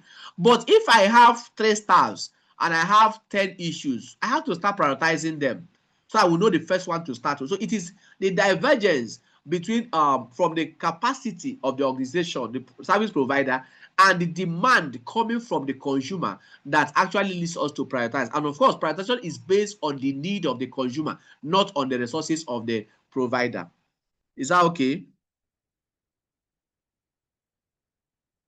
Okay, sir. Thank you. So again, input for this can come from any of this. You can make input to improve all activities within the service value chain can actually make an input there. So be it engagement, deliver and support, or design and transition, obtain or build, can make input to improvements. So again, knowledge and information you gathered, even from issues you have resolved before, can be an input. During testing, during user acceptance testing and so on, can also contribute to improvements of a service, can make input to improvements. All right. Now, engage. What is the purpose of an engage activity in among one of the 6 key activities of the service value chain? The purpose, like I said earlier, is to provide a good understanding of stakeholders' need. Very important. Have understand what did this stakeholder, what do they need? Did they need volume? Did they need what? Because there are some people that can come in and say, oh, like I said, I need to consume up to 1,000 reports per day. So I need a dedicated link, for instance. Oh, okay. Are you ready to pay? Yes, I'm ready to pay for it. Then, of course, FirstCentral will make that available for the person. Another person can be saying, okay, I will be consuming like 10 reports in a week. So the resource requirement for both of them will differ. So you must have an understanding of the resource requirement of each of the subscribers that are consuming the report from the portal. So the same way for you as a lending institution, you must have a good understanding of, for instance, the business of the people or what the people want to invest the money they are borrowing from. If somebody is taking a loan, what are they going to be using the loan for? You will be sure. So otherwise, you can give people loan for them to go and use and play Naija bet, and then you expect the money to come. If the thing no hit, then wahala don't come. Abi? Yes, sir. Yes, sir. Correct. Yes, sir. Yes. So you must understand the need. So you say the purpose of the engagement. Engagement is an interaction. It's not supposed to be so. What is not supposed to be so? Eh? I mean, people are expected to be conscious, to know the Yes. purpose of the loan Yes. before granting it out. It will be dangerous if you are financing, what do they call it, gambling. Exactly. So that is why I said it's not supposed to be so. Exactly. So that's why we said My name we is need Genesis for Dagodani Microfinance. Okay. Well done, Genesis. So before we get to Revelation, we'll get what you are looking for. Abi? Yes, sir. No test, sir. No test, sir. All right. No test, sir. Okay. Thank you. Now, that is why FirstCentral. Thank you. One of the benefits of the Global Credit Connect is to create a culture of responsible borrowing and responsible lending. That's what we're trying to do. So in such a way, people who want to borrow have to be sure the reason why they are borrowing. You know, sometimes, like, especially even you, the microfinance bank, sometimes you go and beg people, borrow, without you, just borrow, and the person borrow. Then when you are going to chase the money, you change face. It's not the same face you use in lending them the money you use in chasing them. So you also have to be sure and be careful that the person you are forcing to borrow that time has the capacity to repay what they are borrowing, so that what they are doing can generate that fund back. So that's the thing. So the purpose of this engage is to provide a good understanding of stakeholders' need, to make sure there's transparency and there's a continual engagement and good relationship with all the stakeholders that are involved in the delivery and consumption of those particular services. So the key input to this can come from planning, it can come from customers, it can come from feedback from partners and suppliers. It can actually come from all the dimensions, all the activities of the service value chain can actually make input to engagement activities. Then design and transition. Now, design and transition, like I said, is the activity of the service value chain that functions as a project arm of the service value chain. Now, in project, one of the major things we look at in project is the scope of the work that is being done. We look at from the scope, we are able to derive the cost and the time of that particular job based on traditional project management approach. And of course, if it's based on agile approach, it's actually a bit more different because agile uses inverted triangle. to track this. So because in agile system, you may have only people that say all what you want to say is CBN have said we should implement this, and this is how much I have. I have 6 million for this project, and we want to go live with this project by let's say in the next 6 months or 3 months. So, but okay, what's the scope? We do not have the exact clarity on the scope of the job. So the more when we start, the scope will be becoming clearer. That's why we narrow that we use an inverted triangle for us to deliver the agile project, but we use a normal triangle for us to deliver our project traditional project management using PMI or Prince 2. All right. So the purpose of design and transition is to ensure that products and services continually meet the stakeholders' expectations for what? For value in terms of quality, in terms of the cost, what they are going to spend, in terms of time to market.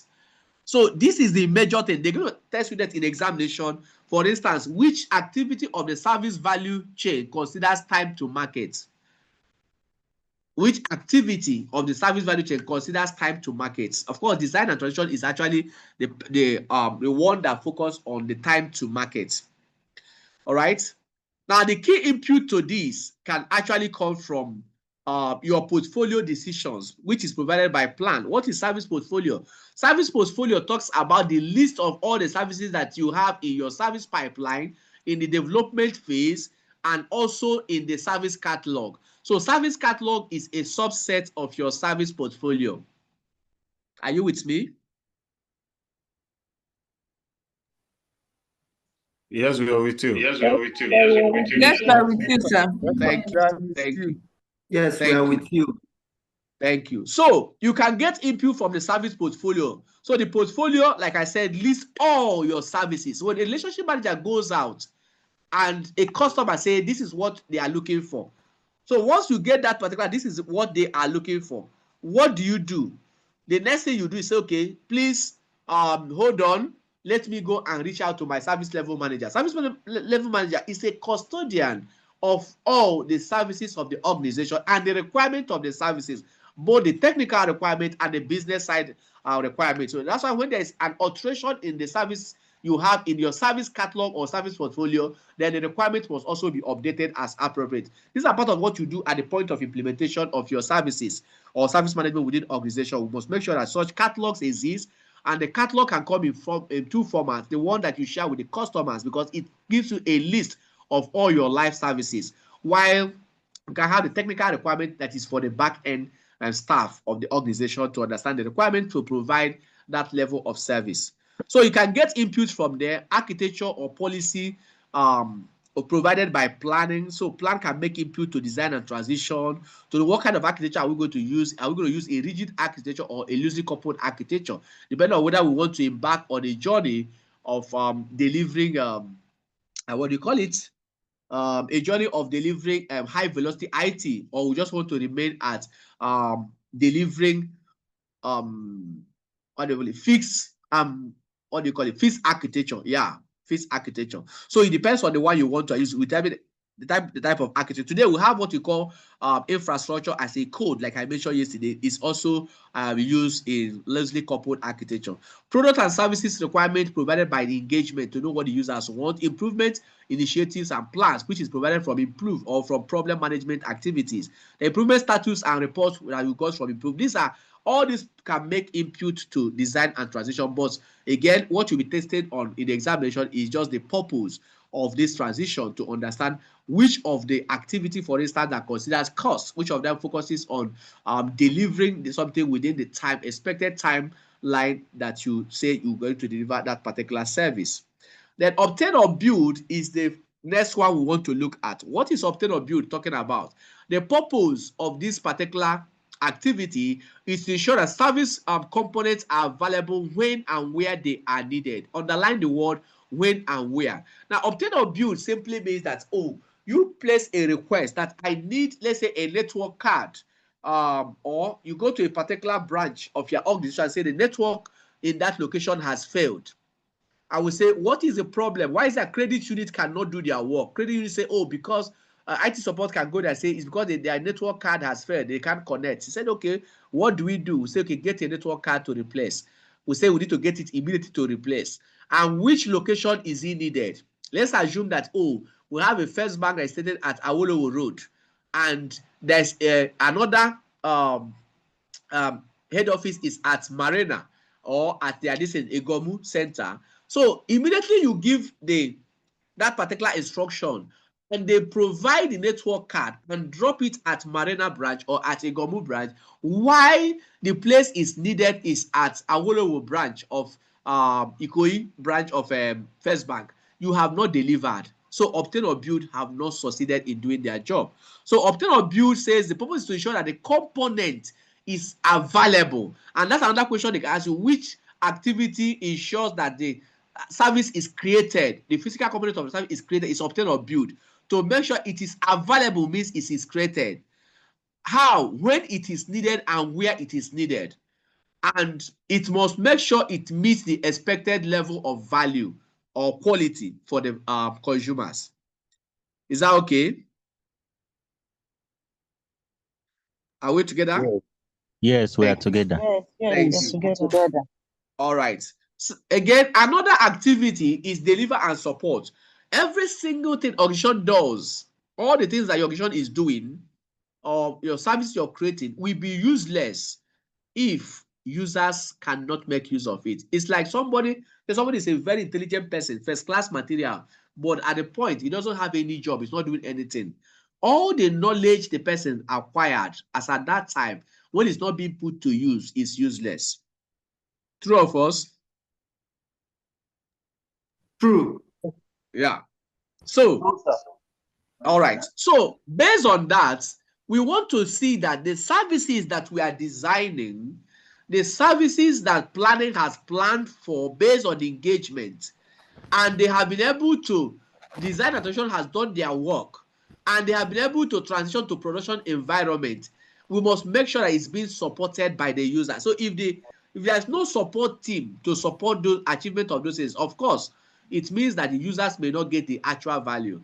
And that's the reason once you have finished implementation, the first thing we try to do is early life support to support that particular service until it becomes stable. Then your normal support team, somebody can mute, please.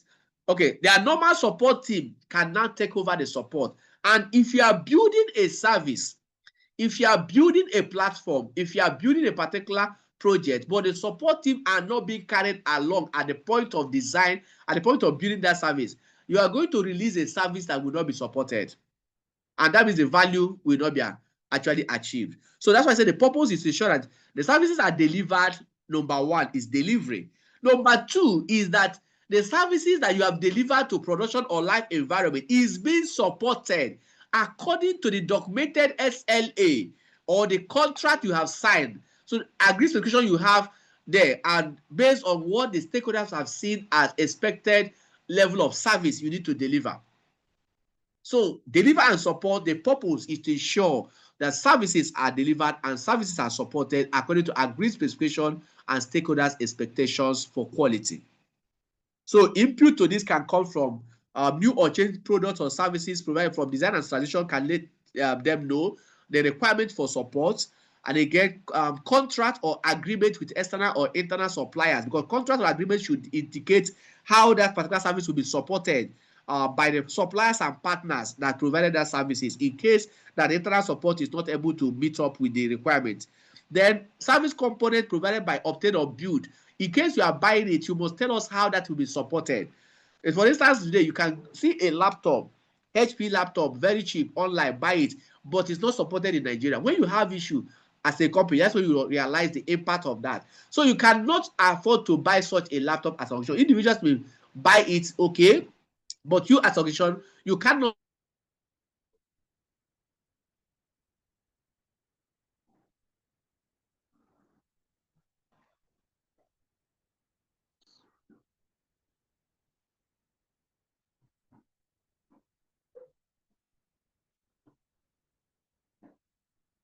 Network.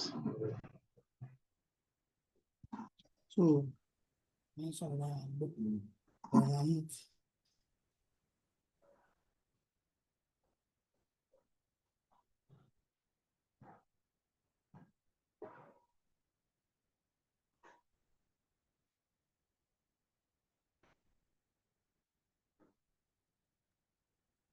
Hello. Hello, we can hear you. Hello, we are there. Hello. Hello. Just Yes, hold we on can for hear a you. minute, Come please. back. The Hold network, on. please. Not online. We are with you. Okay, Hello. thank you. Here. Thank you. You can Yeah. hear me now. Welcome. Yes, we can hear you, sir. All right. So, Yes, sir. where was I? Where was I? Where was I?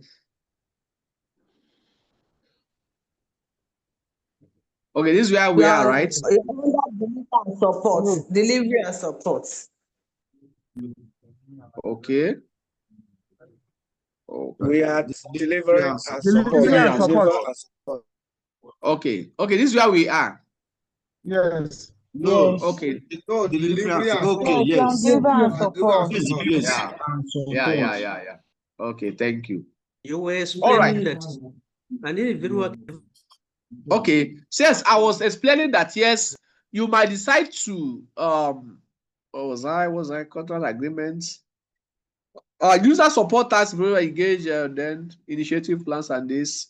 I think all I was explaining is that services of we are providing, we must make sure whether you are buying it from off the shelf, you must make sure it's being supported in the region where it's being used as an organization.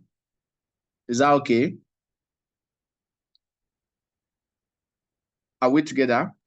Yes, we are. Oh, yeah, we too. Yes. All right, thank you. So again, Yes, we are so together, sir. thank you.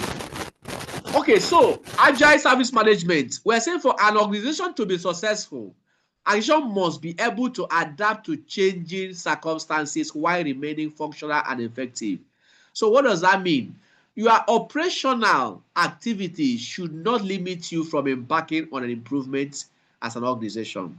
Sometimes people find it difficult to balance implementing a change and maintaining business as usual. So because that you are making money while you are doing business as usual, it's not a justification for you not to invest. You need to also invest on that particular change that you want to embark that will guarantee your future in business. Otherwise, you might be making money, but gradually you are losing your destiny. You might be at your peak. For instance, a lot of us knows about Kodak. Some of us knows about Nokia.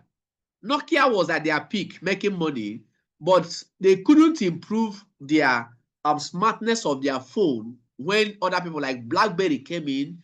Before you know it, Android and other people came in, and today Nokia cannot meet up again with the level of Android and in terms of the smartness of the phones. So the same way in the service you're providing, it's like you are lending as a microfinance bank, you have an office you are lending, and you just limit yourself to that environment alone, whereby it is possible that if you can build a good system, you can actually venture into the field of fintechs, where people that's not only in the villages you are located that can actually patronize your services. People can borrow a loan from wherever they are, even when they don't know your offices, and they can pay you. But because that you do not have such infrastructure in place, maybe you are only limited to that scope of the village where you operate. So some people operate from the villages, some people like can leverage other means of expanding their lending. For instance, somebody like I see somebody said, what did it called before? Somebody said Lapo here. I had Lapo. Anywhere you go, you see them scattered everywhere. Maybe there are some things they are doing in the area of expansion that they have done, leveraging agents or whatever to go. So you must look at those things. So in case you are embarking on what you are doing now is giving you the value that you need, that's fantastic. But don't rely on that thing and do not think about how things will change in the future. So as we are moving in digital age, as cloud computing is coming in, you also have to be thinking about how do I leverage these emerging technologies to expand my business or expand my reach to other people. So for an organization to be successful, it must be able to adapt to changing circumstances while remaining functional. So you must be able to manage your operational or business as usual while embarking on the change. That's why we say in change management, there are two types of need and also need to balance. The need to make beneficial changes against the need to protect customers from adverse effects of the change they are implementing. So many principles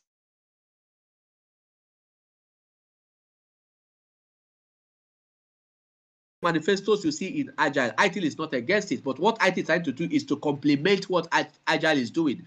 So that the areas that we find not useful to us, we can remove it. For instance, Agile will tell you, say, you know what, you need to have a working software over documentation. IT will say, yes, we believe in working software, but please, without documentation, do not proceed to move to our production environment. We want to make sure that there is a proper documentation of anything you want to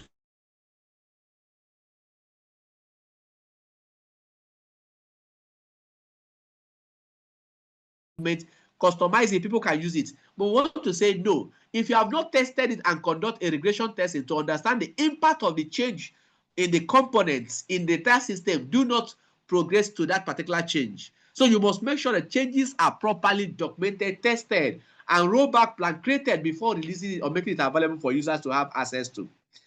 So agile software development usually include continual involving requirements collected through feedback analysis and also direct observation. That's why in the guiding principle we'll be looking at now, I think say we are not after, we are not against it. Yes, say progress iteratively with feedback. That's what it says. Break work into small units that is manageable, is being managed. So breaking development work into small incremental iterations. Establishing a product-based and cross-functional teams is another way of becoming agile. And that's why you cannot achieve that if you are a silo organization.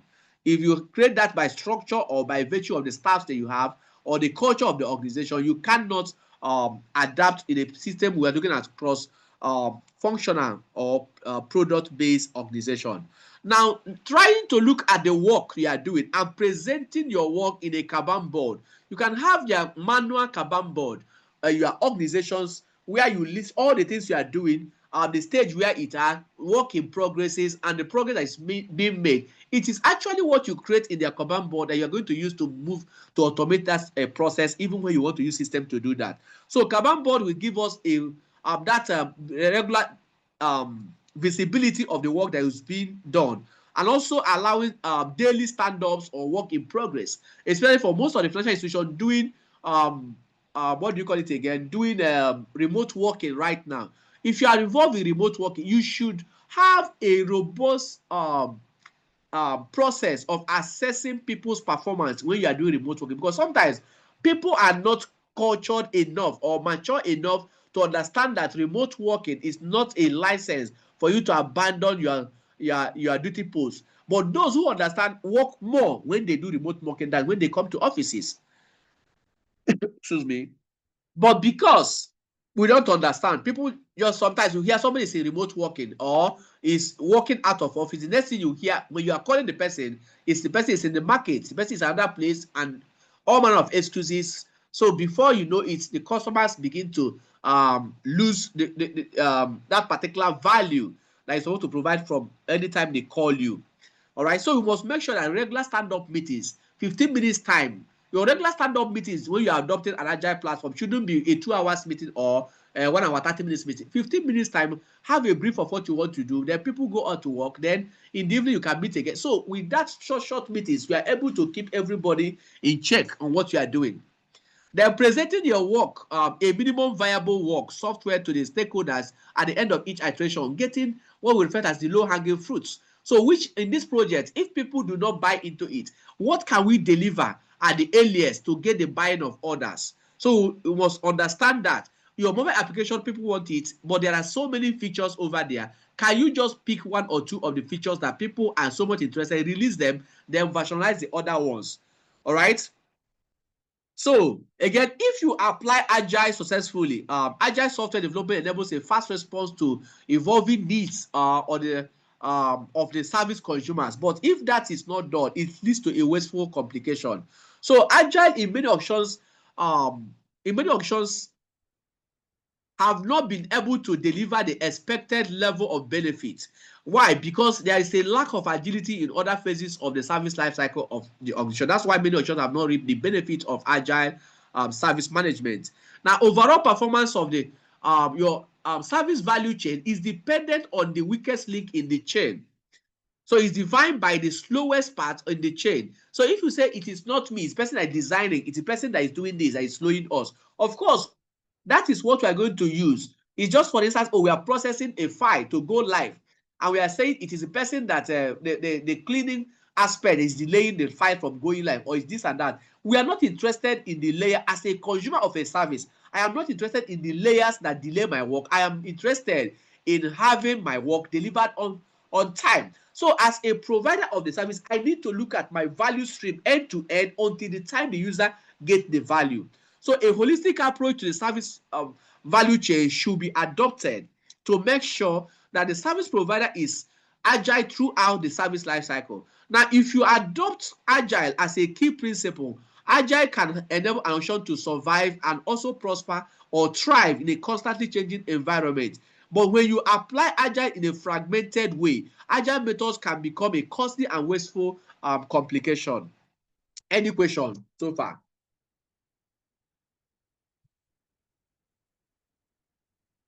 Any question?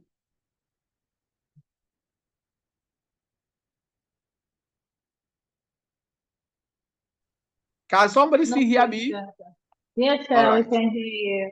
All right. Okay, thank you. Okay, let's answer this question. Do I have anybody from Access Bank in this call? Access Bank. I normally I don't answer porous questions. I normally like listen. Is there anybody from Access Bank here?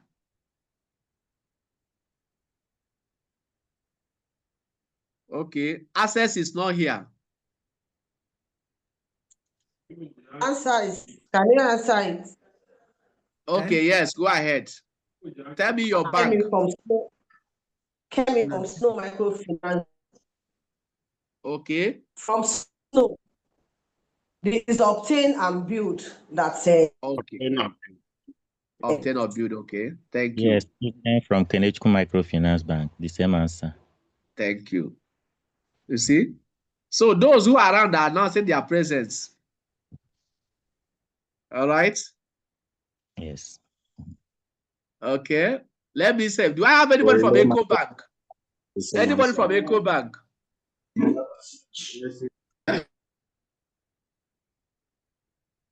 Nobody from Eco Bank. Okay. All right. Anybody from Fidelity Bank?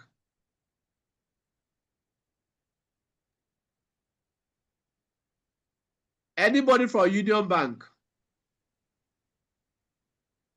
Why are you mentioning only commercial banks? Now, you know that commercial banks, Microfinance Bank has been actively, Microfinance Bank has actively represented here. I love the way. Yes, yes. Okay, yeah. My name is China. I can hear you. I'm from Fidelity Bank. Okay. Yeah. What is the answer to this question? If you keep your word, give us the answer. Is D now? Who answered? Hello? Is it Fidelity that answered? No. It's D, yes. From Snow Microfinance Bank. I answered. Did you hear me? Okay. Yes. I heard you.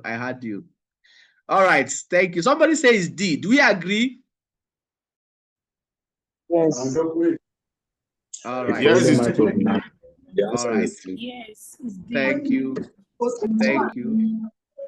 All right. Thank you. All right. Which other microfinance now do I remember? Any microfinance from Nasarawa? Do I have any microfinance bank now? From Nasarawa? Microfinance Bank. Do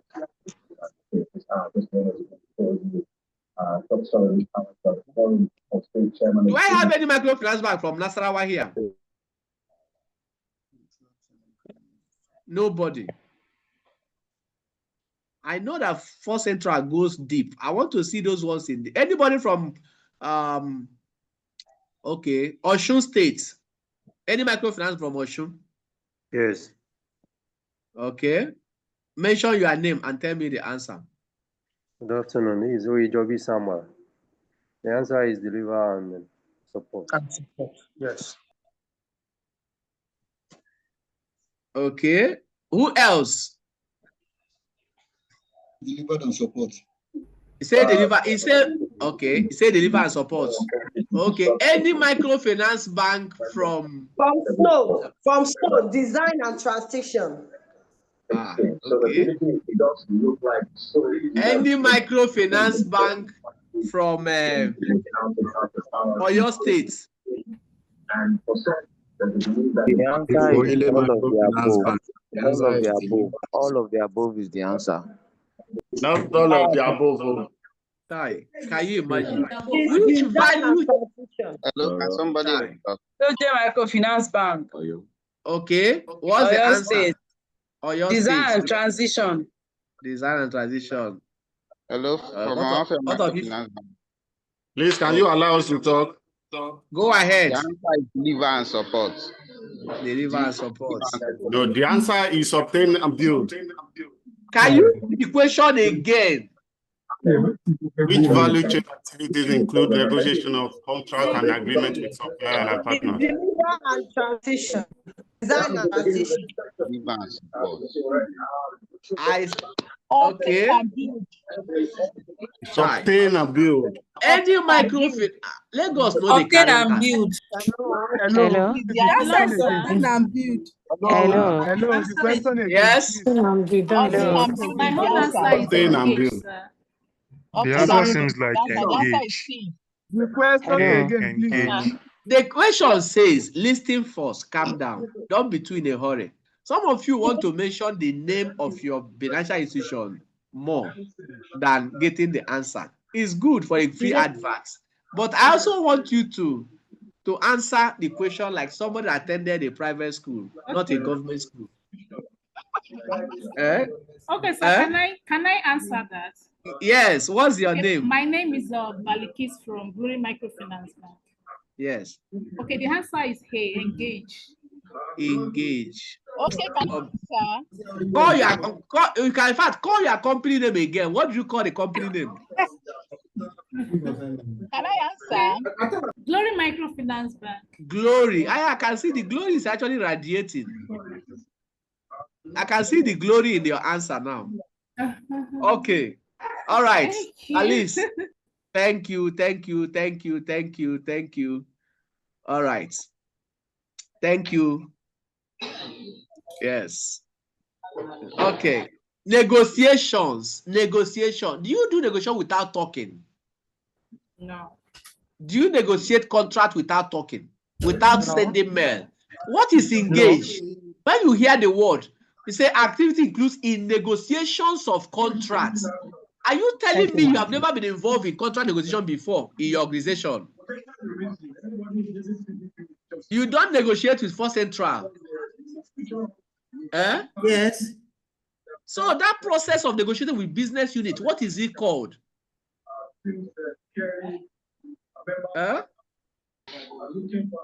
Engagement. Engagement. Okay. Thank you. All right, so let's move on. Engage. Fantastic. That's an engagement. Thank you. Yeah, this is from me. Go and prepare for the next question. I will call you when the next answer comes. All right. So once again, welcome to. Okay, we have let me see how many minutes we have. Do you want us to continue or you want a break? 10 minutes break, sir. Let's go on a break, 10 minutes break, sir. 10 minutes break. Let's go on 10 minutes break. 15 minutes. We have a lot to. We actually have a lot. Okay, 15 minutes, no problem. Let's see how it goes. Let's do 15 minutes break. So 15, yes? Yeah, please, 15 minutes break is fine. So we'll be able to attend to some leftover work, please. No problem. 15 minutes break. So we are resuming by 12 what? 12:40. No, 12:37. I am not going to wait for one person. I'm start immediately. It is 12:37. All right. 12:37. See you then. Okay. Thank you, sir. All right. Thank you. All right. Thank you. Well done. Thank you, sir. All right. Thank you. Well done.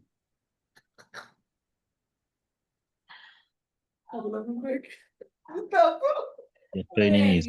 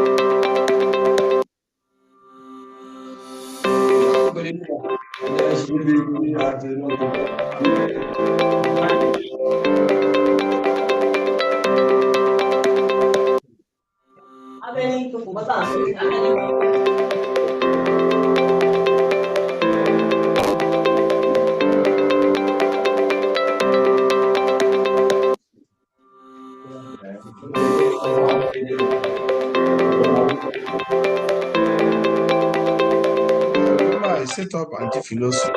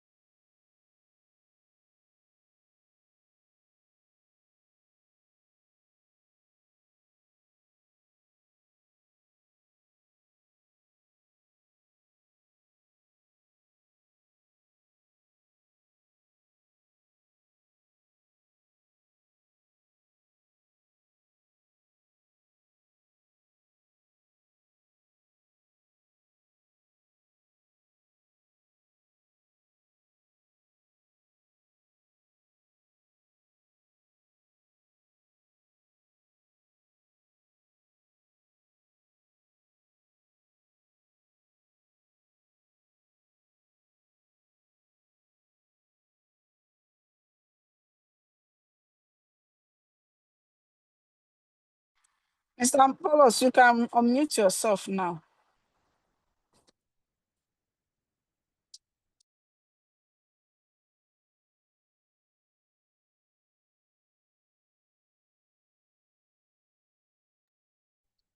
Mr. Paulos, can you hear me?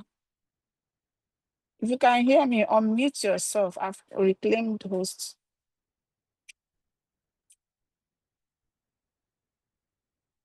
If you can hear me, unmute yourself.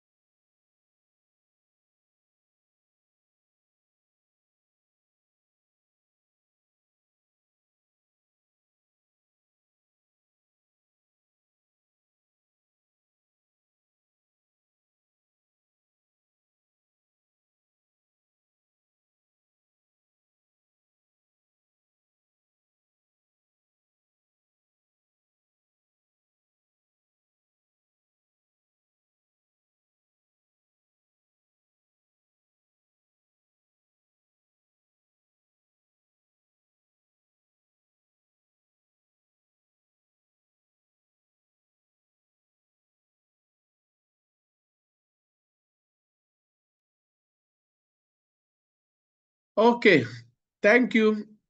We have been released by the host. Can you hear me now?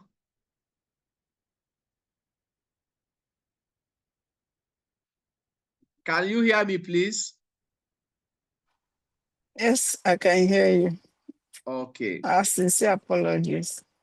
So other participants, I think they are not able to speak. Maybe they are also muted. So it's also good you allow some of them to speak when need arises. All right, so can we hear, can anybody hear me now? Can I continue? Yes, you can. Damilare, can you reclaim the host, please? So you can actually grant the other people access to unmute themselves as well. Yes. Okay. All right, thank you. So let's proceed. Let's proceed. Sorry, 1 minute.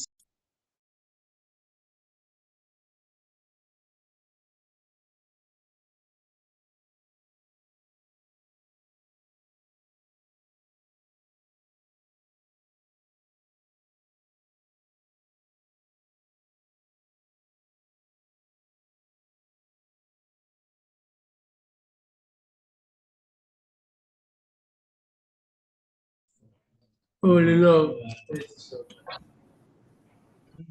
I released, so welcome back.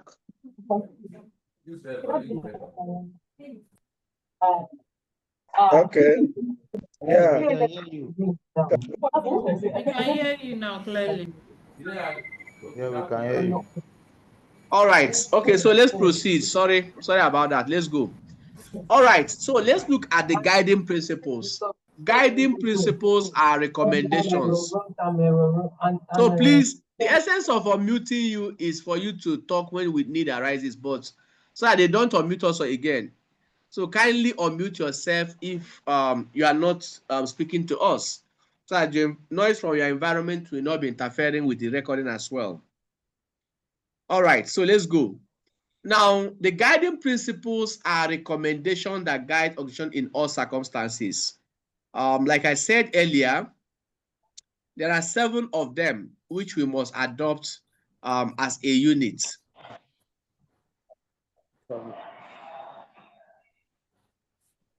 Okay, so first is, what is a guiding principle? That's like a very simple examination question you can likely see. A guiding principle is a recommendation that guides. Underline that word, guides. So meaning that it does not mandate. You don't use the word mandatory, it's not prescriptive.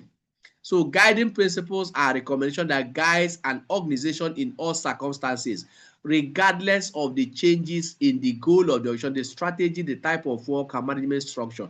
It guides in how many circumstances? In how many circumstances? All. In all. Any situation you find yourself in, there is a guiding principle that speaks to that situation. If you are another way of expressing guiding is recommendation that help people make good decisions. Okay, so guiding principles is universal. Guiding principle is enduring. Some people say, oh, this thing can work in other places like in Canada, in US. It can't work in Nigeria. It's not a racist. So if it works in Canada, it should work in Nigeria. So guiding principles are universal, they are enduring, but they are not prescriptive, they are not mandatory. We don't use the word mandate, we don't use the word must in guiding principle. So of course we don't use the verb shall. So however, the guiding principle embodies the core message of ITIL and that of service management, which centers on adoption of ITIL and adapting to your own environment or your own practices.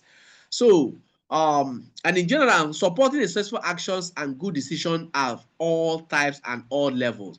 It helps organization to make good decisions at all times in all levels of the organization, from governance to operation level. Guiding principle helps us in making good decisions. It helps organization to adopt a practice of service management and adapt to your own organization, that adapt the guiding principle to your own specific needs as an organization and to your own circumstances as a person, as a department, as a unit, or as a role. It encourages and also supports organizations in continual improvement at all levels of the organization.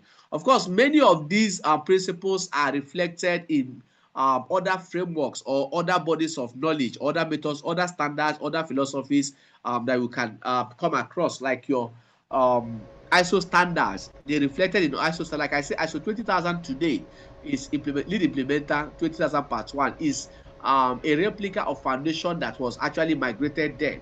It is to the extent that, for instance, I'm a trainer, certified trainer of ISO 20000. But when I go to PCB, I didn't write the examination, but I told them my profile and ITIL, that with as a certified managing professional trainer, they granted me the certificate on ISO 20000 from PCB, Canada. I have the certificate as a lead implementer and lead auditor by virtue of my qualification from ITIL. So that's to tell you how they are related and how the standard has actually adopted that particular framework to be their own. Now, it helps organizations to adopt a service management approach and adopt ITIL guidance on their own specific needs and circumstances, and encourages and support organizations in continual improvement at all levels of the organization. Many of these are reflected in many other frameworks, methods, standards, philosophies, or bodies of knowledge. Now, the ITIL guiding principle interact with and they are relevant at each occasion, but you don't adopt them one and leave the rest. That's why when you see the diagram that is here, notice that ITIL guiding principle number 1 that is on top here is focus on value. Of course, focus on value is also considering another one, which is 5 here. It's depending on 5. 5 says you should consider all the things. That means think and work holistically. 4 says collaborate and promote visibility. Then 6 says keep it simple and practical, meaning that any step that does not contribute to value realization should also be eliminated. Then 3 says, comprehend what you want to do, but break them down into small iterations, but don't lose focus on the value you want to achieve. Then 2 says, start where you are. Do not discard whatever you meet, maybe as a departmental head or a unit head that role was given to you. Don't just get there and ask all the staffs that are there to be sacked and employ all your own staff to work with, because the other people, you don't want to work with them. No, you might be losing experiences. So it's saying, first and foremost, consider what you already are available to be leveraged and leverage them. So this is what we are saying in essence is this is adopted as a whole, as a utility, as a unit, but application is different. You have to apply each of the guiding principles when it makes sense to do so. Now, organizations therefore should not use just 1 or 2 of the principles. They should consider the relevance of each of the guiding principles and apply them on how they they should consider the relevance of each of the guiding principle and how each of the guiding principle can be applied together. Not all the principles will be critical in every situation, but they should all be in each occasion to determine how appropriate they are. Now, similarly, making use of appropriate feedback is the key to collaborating and collaboration and promoting visibility. What will truly be valuable to the customers makes it easier to keep them practical. Yeah. Now, the guiding principles, the first one says focus on value. What does that mean? Everything that organization does should link back indirectly for value for that organization, for the consumers of the products or services, for the other stakeholders involved in the chain of the service delivery. So we are saying everything the organization does needs to map directly or indirectly to value for all the stakeholders involved, be it consumer, provider, government, or any other stakeholder involved in the chain of service delivery. Then the second one says start where you are. Start where you are says do not from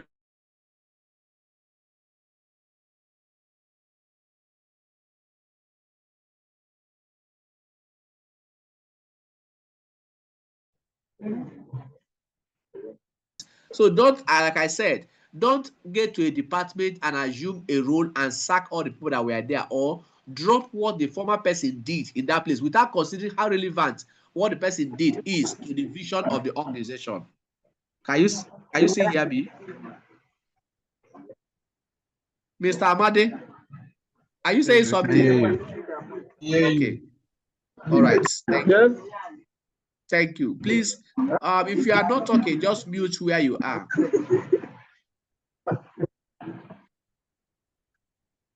Okay.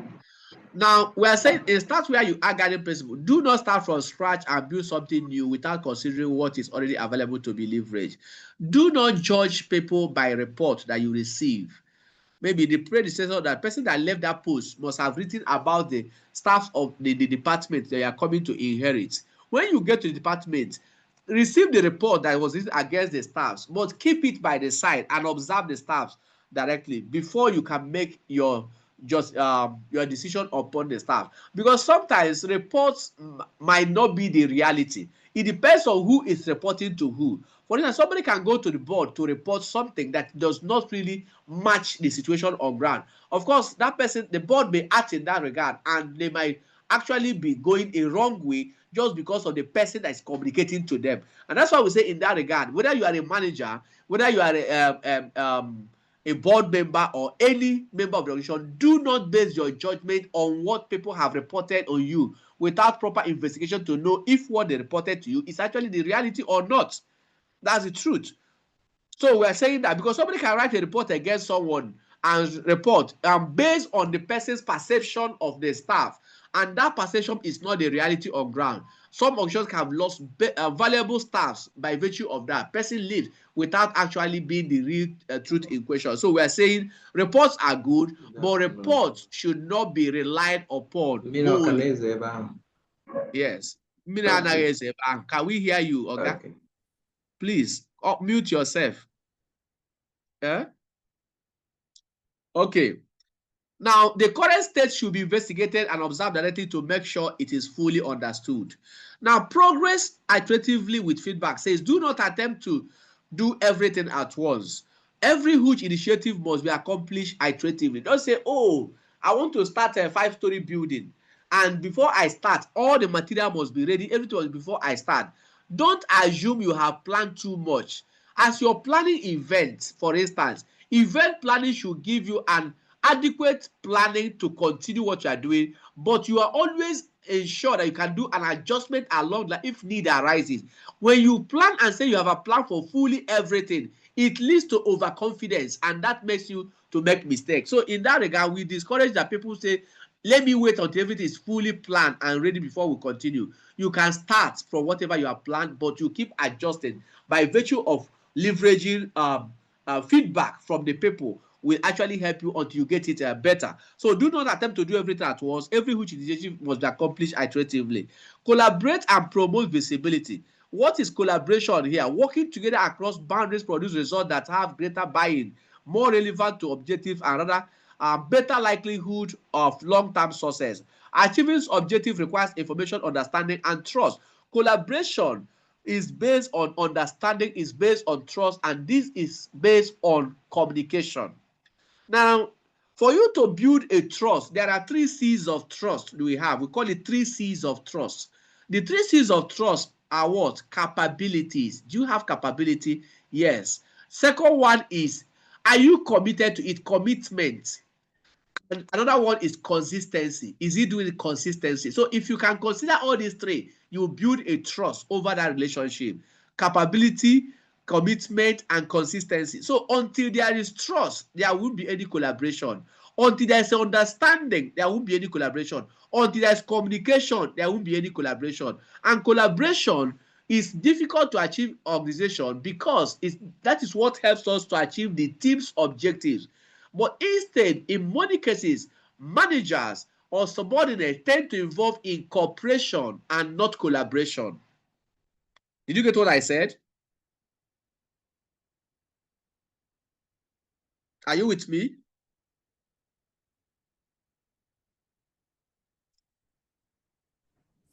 Yes, sir. Yes, Yes, we are with All right, you, thank sir. you. We are with you, sir. So, thank you. So, there's a difference between cooperation and collaboration. In service management, cooperation is 2 people or 2 departments. It can be 2 units coming together to assist each other to achieve their individual objective. You can say they are cooperating. For instance, a staff may come in and the boss will come and say, okay, go here. The person go and bring this thing for me. Go and use the car. Go and pick my students, my children from school. They pick the children using official car, doing official working hour, and they return them to the madam. My husband is out. Go and pick them in there. Go and pick them. That is what we refer to as cooperation.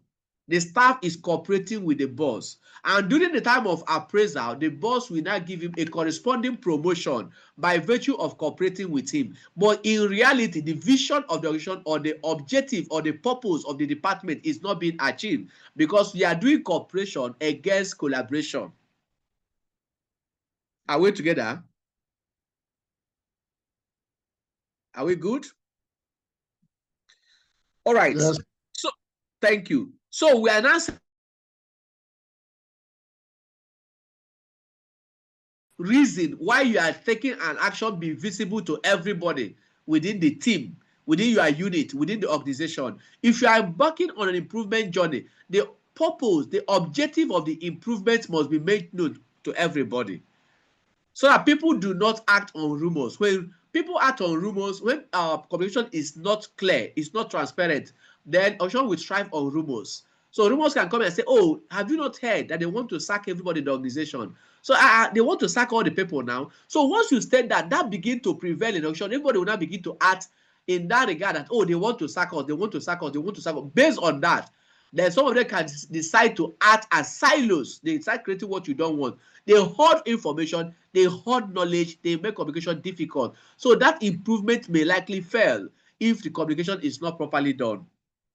All right? No, things can work holistically. Results are delivered to internal and external customers through the effective and efficient management and dynamic integration of information technology, organization, people, practice, partners, agreements, and of course, which should all be coordinated. Of course, everything I read from here, from integration to information down, is called the dimensions of service management.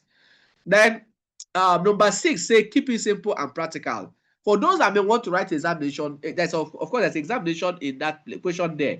Which guiding principle considers all the dimensions of service management? It is think and work holistically. Keep it simple and practical. If a process, a service, an action, or a metric provides no value, then or produce no useful results or useful outcome, then eliminate it. So keep it simple says that use fewer steps but do them better. Always use an outcome-based thinking to produce a practical solution that delivers the expected results. Then the last but not the least is say optimize and automate.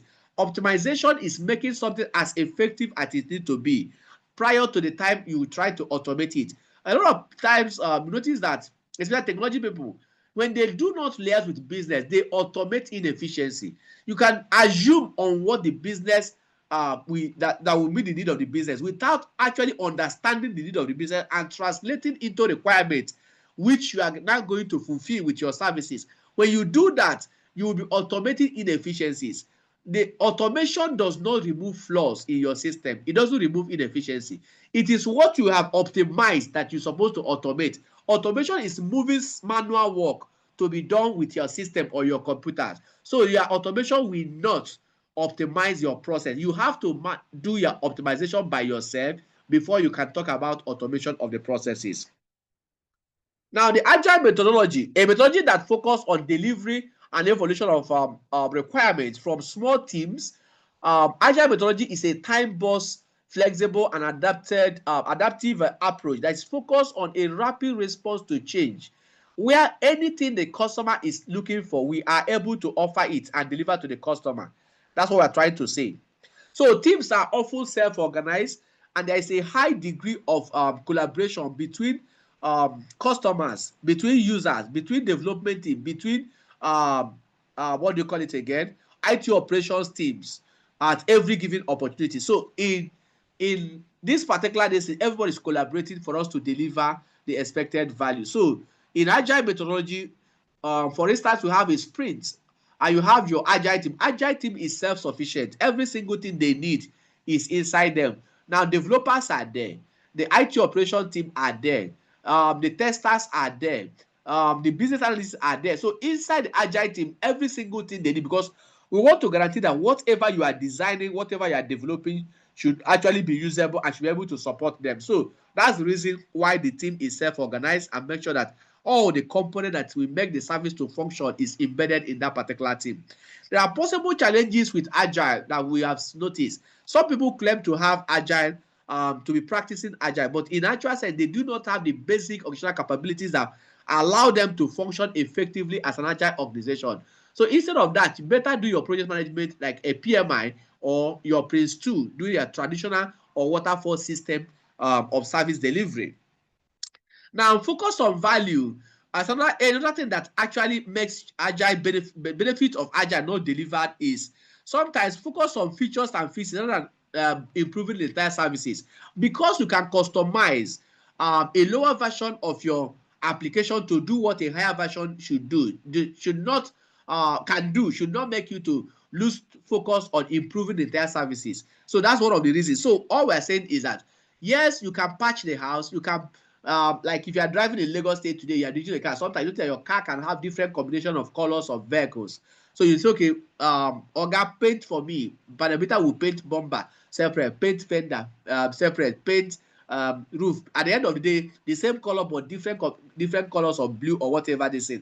Instead of doing that, after some time, you might wake up and say, okay, you know what? Can I take this car now for repair to make sure I do the total body work and paint everything at once? That is what your service delivery is supposed to look like. That you are making those improvements at a cadence does not mean you shouldn't look at how to improve retail services as a whole. The higher cost over time, less accurate time estimation, and lower quality of service delivery. Now, because in agile methodology, we use inverted triangle, meaning that sometimes we do not have scope of what we want to do, exact scope of the work we want to deliver. We tend to deliver jobs that are over-engineered.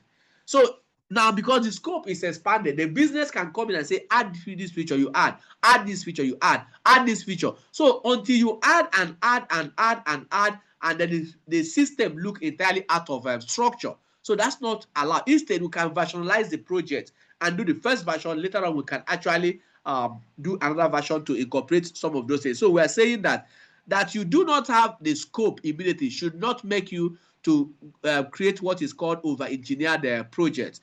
So, which a project that can have been built iteratively with no consideration for the overall services, where most of the components you have customized or altered or changed in the architecture is not considered, did not consider the original architecture you have designed for that service to do.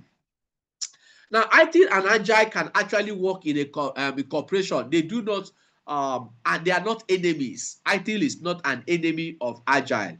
ITIL can complement Agile teams to enable a more flexible, faster, and stable deployment within the context of the wider service concepts. Yeah, context of the environment of a wider service concept, and reduce the ongoing cost of your service delivery. Now, together, they can actually lead to a better coordination between the Agile project and that of the areas of the service or businesses that might not work very well with Agile methodology. For instance, organizations today have noticed that your Agile that you are delivering that says you believe in a working software over documentation. They have seen that without a documentation, you are likely going to have problem in supporting that application. So based on that, organizations have tried to say, you know what? Yes, we understand Agile, that you believe in working software, but please, we want documentations before we produce, because developers are reluctant to document any of their processes. Once they have gone live, they move to new projects. In some cases, they even forget to document those things, and that becomes a problem to the organization. That's why you can have some systems where people, even the source code of the this thing is not even documented anywhere within the organization. So whereby you are looking for source code of your application that you are using in the environment, in a production environment. So making it difficult to embark on changes in that particular application. All right. So those things are not encouraged. So we are saying together they can complement by making sure Agile team shares a common team with ITIL, and together they can actually supplement and produce an effective practice, including but not limited to the practice we'll be looking at from tomorrow, which is continuous improvement practice, problem management practice, incident management, change, release, deployment management practice, and so on. All right. Okay. Now, ITIL and DevOps can also be in cooperation. DevOps arose from the increasing success of agile software projects that lead organizations to release more frequently. DevOps centers on the process of delivering software to live environment with a focus on unifying technical operations and delivery. Anyone with a responsibility for change enablement practice, in making sure that risk involved in changes are being assessed, authorized, managing the works, the change schedule until it goes live, also release management, making it available for users to use, or service operations, making sure it's being supported, and also they should be part of the agile team to ensure that the team work effectively together, whether you are involved in development, in deployment, in release, or in support. They should work together to ensure that what is being developed can actually be supported, so that the value can be achieved. Now, all coming together, we are saying agile method focus on working in time-box iteration, which can carry a risk of introducing instability in ongoing services. As agile focus on automation, as agile focus on speed of delivery, it may also be beneficial for teams to also look in the direction of DevOps to help IT and agile practice work together. So agile roles within teams can be multi-purpose, but they can align to the service management roles. For example, the person playing the role of a product manager or a product owner can perform the role of a service owner as well. So somebody that's doing change, that is involved in change manager, can actually be involved as a scrum master. So scrum masters can perform the role of change manager as well. So scrum, ITIL and agile can be great allies. An agile team focus on customer needs and satisfaction through the lenses of the overall service will deliver a greater value in a shorter amount of time. Are we together? Are we together? Yes, we are together. Yes, we are together. Yes, we are together. All right. Thank you. Now, set of principles compared the Agile Manifesto and that of ITIL guiding principles, 7 guiding principles. Now, like I said before, Agile believes so much on individuals and negotiations over process of following tools, using tools or following a process of getting job done. They just want to get a job by anyhow, any means. ITIL says yes, we believe in that. We believe ITIL says keep it simple and practical. Start where you are. Do not start implementation of your standard, for instance, with a tools. If you notice that tools are required, like ISO 20000 will tell you, if you want to start implementation of your ISO 20000, don't start by buying tools. Implement with what you currently have, then you can later on upgrade. So that's why we say start where you are. Whatever you have at that point, start with that thing. Don't go and invest on a purchase of new tools to enhance what you have not really how do I put it? What you have not really optimized. Keep it simple and practical. Use fewer steps, but do it very, very well. So again, working software, like Agile believes in working software over comprehensive documentation. ITIL believe in achieving to focus on delivering the output and outcome, intended outcome, which is having a worker, having a what do you call it again? A working software. That's why I say focus on value. What is the value? The value is delivering that working software. However, you must think about the entire service life cycle or how it will be supported. That's why we say think and work holistically. How it will be created and how it will be supported until the time the service is retired. So you must think and work holistically in that direction. Then Agile believes in customer collaboration over contract negotiation. Yes, they don't want to just tell me how much, tell me the time, and we'll work on it. While IT says, yes, we understand that, but we must have a proper understanding of the scope of work. From the scope of work, we'll be able to derive other information needed for us to achieve the value. Focus on the value. So collaborate and promote visibility. Make sure all the team members are considered, all your partners. You consider all the partners that will be involved in delivery of that service, all the suppliers, all the coordination, the policy of your organization, you consider all of them before you can accept to deliver on that services. So again, Agile believes in responding to change over following a plan to carry out the job. ITIL is not against responding to change. That's why we says in one of the guiding principles, we say keep it simple and progress and feedback, meaning that the feedback loop that is involved in that guiding principle helps us to get input from our customers, from our users, which we can now implement the changes before in the next iteration. So IT believes so much in responding to change as well, and they're saying, but however, keep it simple and practical. Make sure you use only fewer steps and get them done very, very well. Then let's look at the application of the guiding principles one after the other. Focus on value. Like we said, everything the organization does should link back directly or indirectly to value for the organization, the provider, for the customers, for the stakeholders. And the value can come in different forms, such as revenue, royalty, cost, or growth. For instance, as a provider of a service, one of the major things for us is, okay, give us recommendation. As you have used FirstCentral services, can you tell other organizations that want to establish, or when you move your oh, this people's service is good, use them. That's a value for FirstCentral. As I'm delivering the training, say, oh, my organization, oh, we need a trainer who can handle this course. That's a value for me, that, oh, somebody has actually recommended to your organization to deliver these courses for them. That's value for me as a provider of a service. And as a consumer, what is value for you? The value for you is that the value, the training, for instance, deliver the needs that can help you to change the culture of your organization. So the intended outcome FirstCentral want to achieve by doing this training to create an ecosystem of service management is being delivered. That's value for you as you seated here. Am I correct? Are we together? Yes, sir. Are you getting value? Yes, sir. Yes, sir. Yes, we are. Aha. Yes, we are. So that means you need to give a shout out to FirstCentral Credit Bureau. All right. We want to see this in your LinkedIn pages. We want to see it in your social media platforms everywhere about what FirstCentral have done for organizations in this season. Yeah. Okay. Now, the first point to consider in focus on value dimension, guiding principle, is who is being served. That's an exam question. Who is the service consumer? Who will be consuming the service? If I'm creating an API as a FirstCentral, who am I creating the API for? If I'm creating an automated loader, who is this loader meant for? Who will use it? If I'm creating an iRemedy platform, who will use it? Who is it designed for? All right. If I have a cloud-based service for upload of data, who is it designed for? So we have to say who is the consumer. So when focusing on value, the first step is to know who is being served.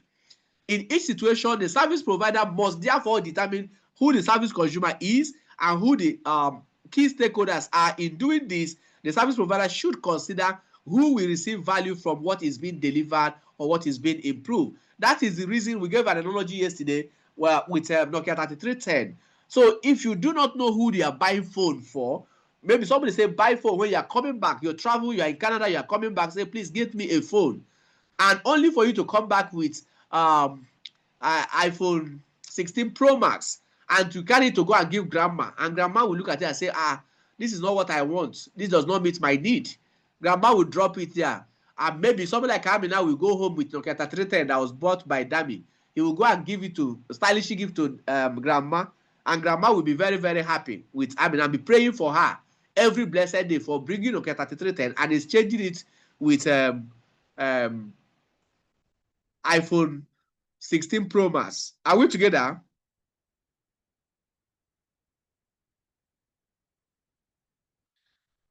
Is it entering at all? Yes, we're together. All right. Thank you. So we're saying the first thing is to understand who is being served in each situation. The service provider must therefore determine who the service consumer is, who the key stakeholders are. In doing this, service provider should consider who will receive value from what is being delivered or what is being improved. Note and remember to address the various stakeholder group, not only the customer. Of course, that's an exam question. Which key customer group, which key stakeholder group that the service provider must consider? That's our customer. But don't focus only on customers and neglect the users. That's why FirstCentral sometimes you notice that they relate with you as a company. They also go down to all the users to relate with them because they value the users as well. Now, customer perspective, when identifying the consumer, the service provider needs to further understand why the consumer uses the service. Why are they using my service? What the service will help them to achieve or help them to do. Now, how the service will help them to meet their goals. Service, you must understand the goal of the provider, the goal of the consumer, to now match the goal or the requirement with the services in your service catalog. So you also need to consider the role of cost. What is the cost implication? If I'm doing a small ticket loan of 20, 30,000, 40, 50,000 naira, why should I be paying a fee as much as 5,000 to give such a loan of 30,000? Is it justifiable in terms of cost? The answer may be no. So, okay, can I have a lesser report which I can give at a lower price to to make sure that I also fulfill the requirements in making sure risk has been properly assessed. So you need to consider cost and financial consequences for the service consumer, and also the role of risk in the service consumption. What is the how risk plays a role in the choice of service that you are going to adopt. For instance, yeah, if I want to report my data to FirstCentral Credit Bureau, or I have an aggregator service, a data aggregator, why should I report to an aggregator that is not licensed by the central bank, who has updated data but only gets data once in a while? So value can come in many forms, such as increased productivity, reduce negative impact, reduce costs, ability to pursue new markets, or a better competitive position. Of course, it is defined, this value is defined by, underline that place, the consumer's own need. Service, the value is defined by the need of the consumer, not by the product of the provider. So provider might just say, oh, this is my product, this is my this is my loving, this and that, especially internal customers.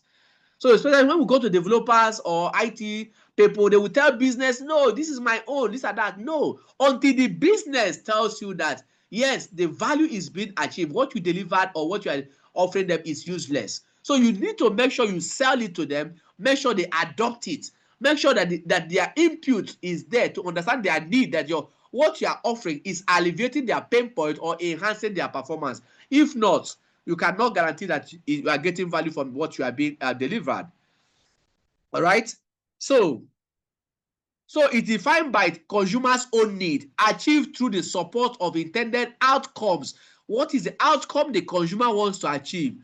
And of course, optimizations of the cost. Make sure there's optimized cost and optimized risk. That is what value is all about. Yes, if we are talking about effective or excellent service delivery, you can't deliver excellent services without considering the achievement of outcome with a reduced optimized cost and reduced optimized risk. So it also changes over time. Value changes over time and in different circumstances. Like if somebody has given an Amina a Nokia 3310, we used as a case study yesterday, around 2005, 2006.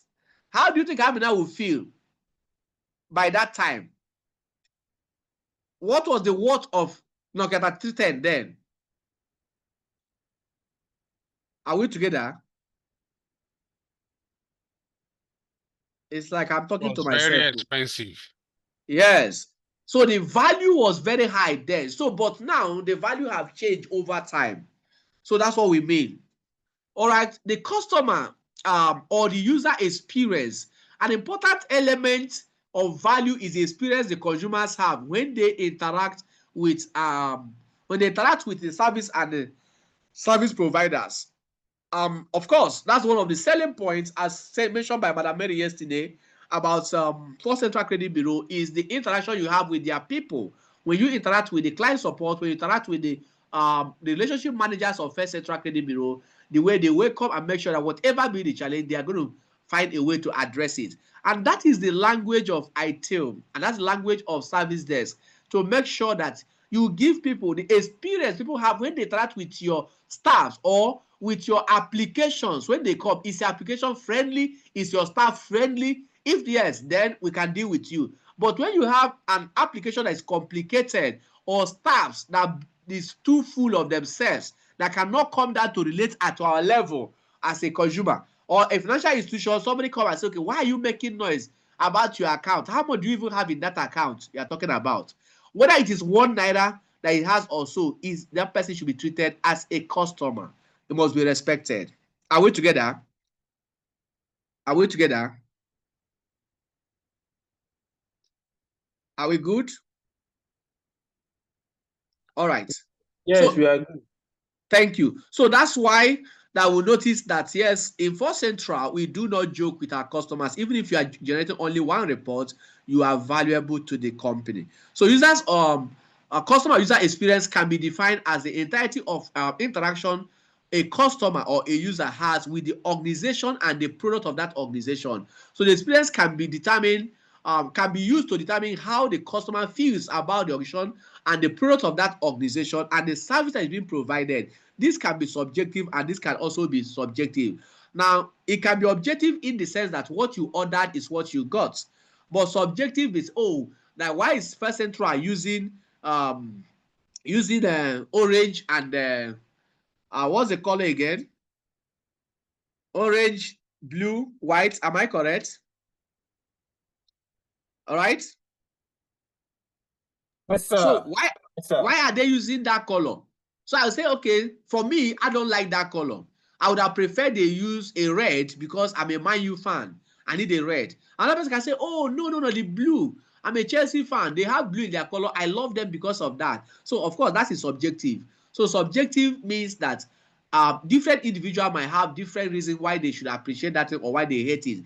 Why in objective, this we're talking about what you ordered.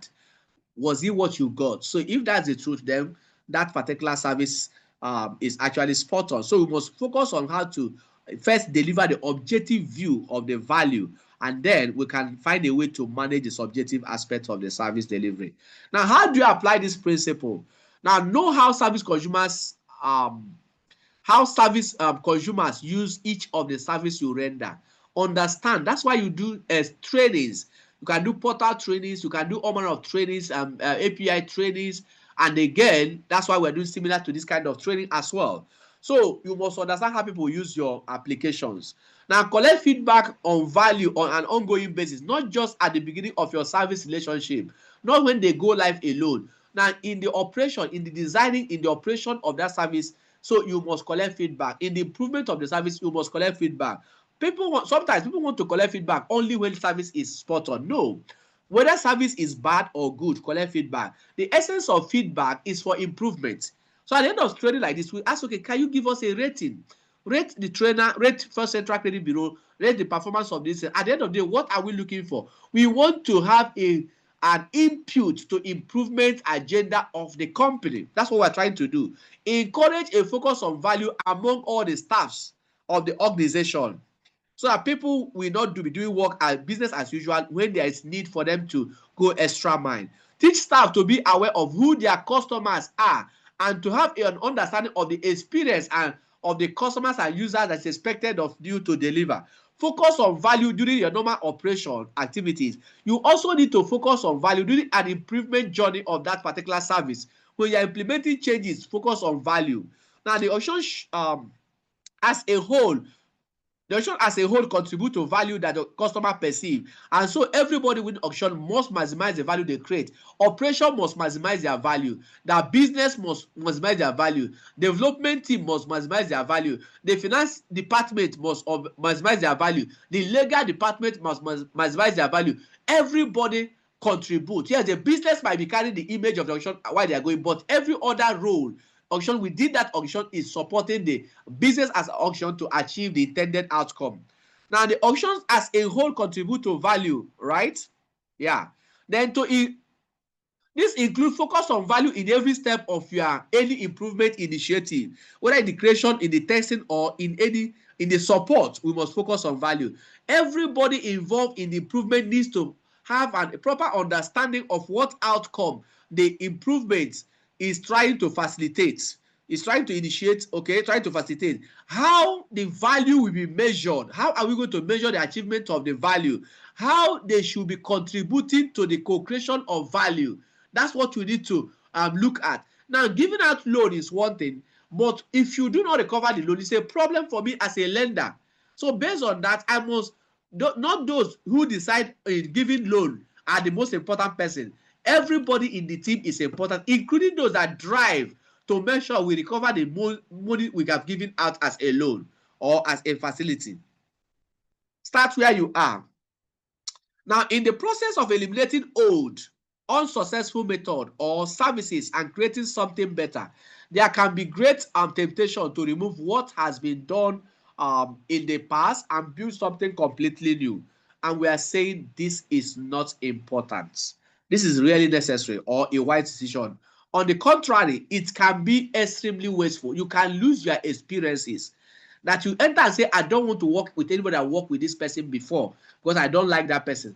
You can lose the experiences. You can lose some applications, some tools that could be vital for you in the future. So that's why I say it is not only in terms of the in terms of the time it will take to rebuild something new, or okay, out also in terms of the loss of existing services. Okay, then processes, people, and tools that could have significant value in the improvement effort of the organization might be lost if you try to discard everything that you meet in an organization. Do not start over without first considering what is already available to be leveraged. So once you want to start on the improvement journey, understand where you are. Perform a baseline assessment. You can do an audit of your current state. Then you can now start your journey of improvement there to reach to your desired future state. But without measuring your current state, you cannot even measure the achievement of your desired future state. Now, assessing where you are. Now, services and methods already in place should be measured. Measurements, they will ask you this in the examination, for instance. Now, which guiding principle considers measurement most? Is start where you are, use measurement. But the measurement in this regard is not used to replace direct observation. Rather, it is used to support direct observation. That's another exam question. A start where you are, measurement is needed, but it is used to support what? Hello? Are we together? Yes, we are. Okay. Together. So, thank you. So, measurement is used to support direct observation. Sorry, sir. Another person is sharing his screen. Babandi. So, can he remove? So, can we see my screen He's now? old Dimeji. He's old Dimeji that is sharing the screen. He's We Baba, can't see whatever. your And it's just only there. Right. Okay. Babandi, Gambo, please stop sharing your screen. So, this Babandi, that was how he shared yesterday too. Exactly. Maybe he didn't understand this. He should learn to use his today properly now. No. Maybe the admin should disable in place. You disable his sharing. Okay, check whether you can see it now. Can you see my slide? No. Yes, sir. No. Babandi is still We sharing cannot screen. see the slide. Until he stops sharing his. Cannot see Yes. anything. The bandit is covering us. No, what you do Maybe is two slides. Yeah, we can see you now. see We it can now. see Okay, it's you. okay No, now. we can now see your slide. It All will be right. your Can see network. now. Yeah. Thank We can you. go ahead, please. Thank you. Thank you. Okay, Okay, can we so continue? yes, please. So we are saying in assessing where you are, you use measurement to support direct observation. Please, can you mute yourself if you are not talking, please? So I have few minutes for us to end today's class. So, all right, services. Okay, where am I? Okay. Okay, services and the methods already in place should be measured and observed directly to properly have an understanding of their current state and what's whether they can be reused from there, what can be used from that particular service. So always evaluate your services, check the current state, understand where you are, which you can use that perform a baseline assessment as part of your improvement journey. Then have a desired future state so that you can know what's something you can reuse from the existing services, then you can use that. Of course, ensure decisions are based on accurate information. Be aware that it is often there's a discrepancy between a report and reality. That's what we mean that when somebody said, oh, this person, I work with this particular young girl. This particular young girl is a very saucy girl. Is this, is that? Write all the nonsense and hand over to the next person. Person come in and say, okay, you know what?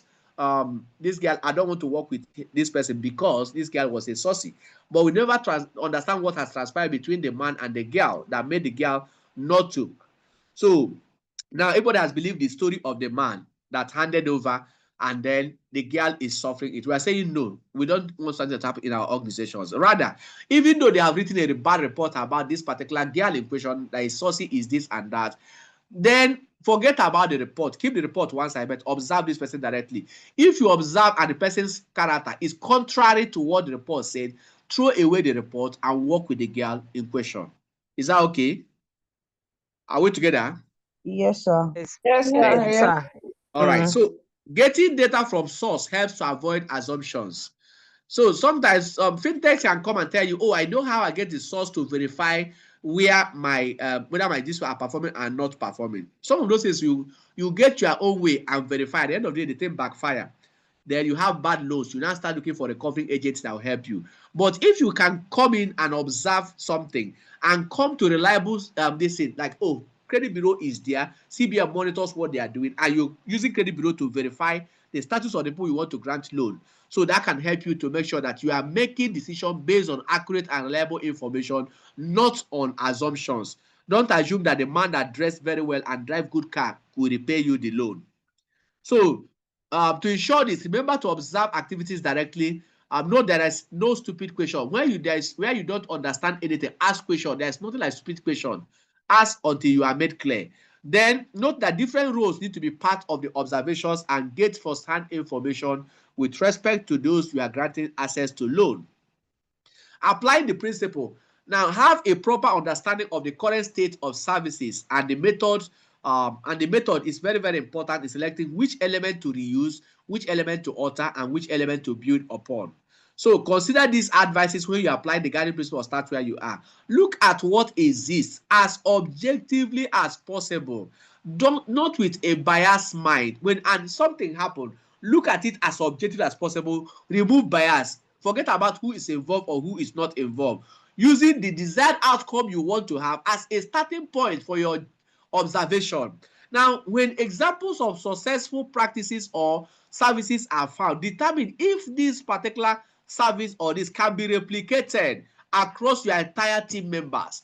All right. Apply a risk management approach to know what is the risk involved in keeping this or in replicating it or in throwing this away. And again, recognize that sometimes nothing from the current state can be reused. There are some states you inherit, you know, oh, there's nothing good about this state. It has decayed beyond repair. So you can throw it away and rebuild something new instead of continuing to rebuild something that you cannot make something out of. Progress iteratively with feedback. Now, resist the temptation. That's the third one. Temptation to do everything at once by organizing your work into a smaller manageable sections that can be executed and completed in a timely manner. The focus on each of your effort will be sharper. That's an exam question. They'll ask you which guiding principle ensures that work is more focused and sharper and easier to maintain. The answer is progress iteratively with feedback. So, okay, effort will be sharper and easier to maintain, whether you are doing simultaneously or sequentially. Now, each individual iteration should be both manageable and managed. That you have a department that or a unit where there are only 2 people there should not mean that that unit should not be managed. No, we're not saying that. So if you have a supervisor, why we have team lead in an organization is you have 3 people working on a project, they are a team lead. There should be somebody that should be able to manage that team who will be reporting to other subheads. In that way, we can actually cascade the reporting line to make sure that we can take decision promptly and achieve a better result. But in most cases, there are some cases we notice that people might be manageable, but they are not being managed. So that's why we're saying that, yes, an iteration should be both manageable and is being managed. Ensure that a tangible result are returned in a timely manner and build upon to create further improvement. Now, the overall program, as whole as the component iteration must be continually. Please try on the audio. It's very faint. My audio is faint? Yes, sir. I wouldn't know. It's not faint, though. It's not. It's not. It's clear. All right. Very clear. Okay. All right. Thank you. It's not. Thank you. All right. Thank you. So, bros, you may log out and log in again. So, if you are having challenge, so let's go. Maybe it's network issue. Exactly. So we are saying resist the temptation to do everything at once by organizing your work into manageable sessions that can be executed and completed in a timely manner. The focus on each of the efforts will be sharper, easier to maintain, sequential and simultaneously. That each individual iteration should be both manageable and managed, ensuring that tangible results are returned in a timely manner and build upon to create further improvement. Then again, the overall program as well as the component iterations that you have must be continually reevaluated to ensure that we've not lost the issue, lost focus on value that we want to deliver. So, and potentially revised to reflect the changes in circumstances and ensure that focus on value has not been lost in transit. Now, there is also need to reevaluate this reevaluation should make use of a wide range of feedback channels, from different people, different methods to ensure that the status of the initiatives and the progress are properly understood by the stakeholders. So you can look reports from different people to evaluate and compare the report. Don't judge by only one side. So you can get report from it and then you sieve it and know the actual substance and drop the shaft. Now, the role of feedback is very, very important in this guiding principle. Why? No improvement happens in a vacuum. So whether working to improve a service or to group of services, practices, processes, or improving a technical environment or other service management element.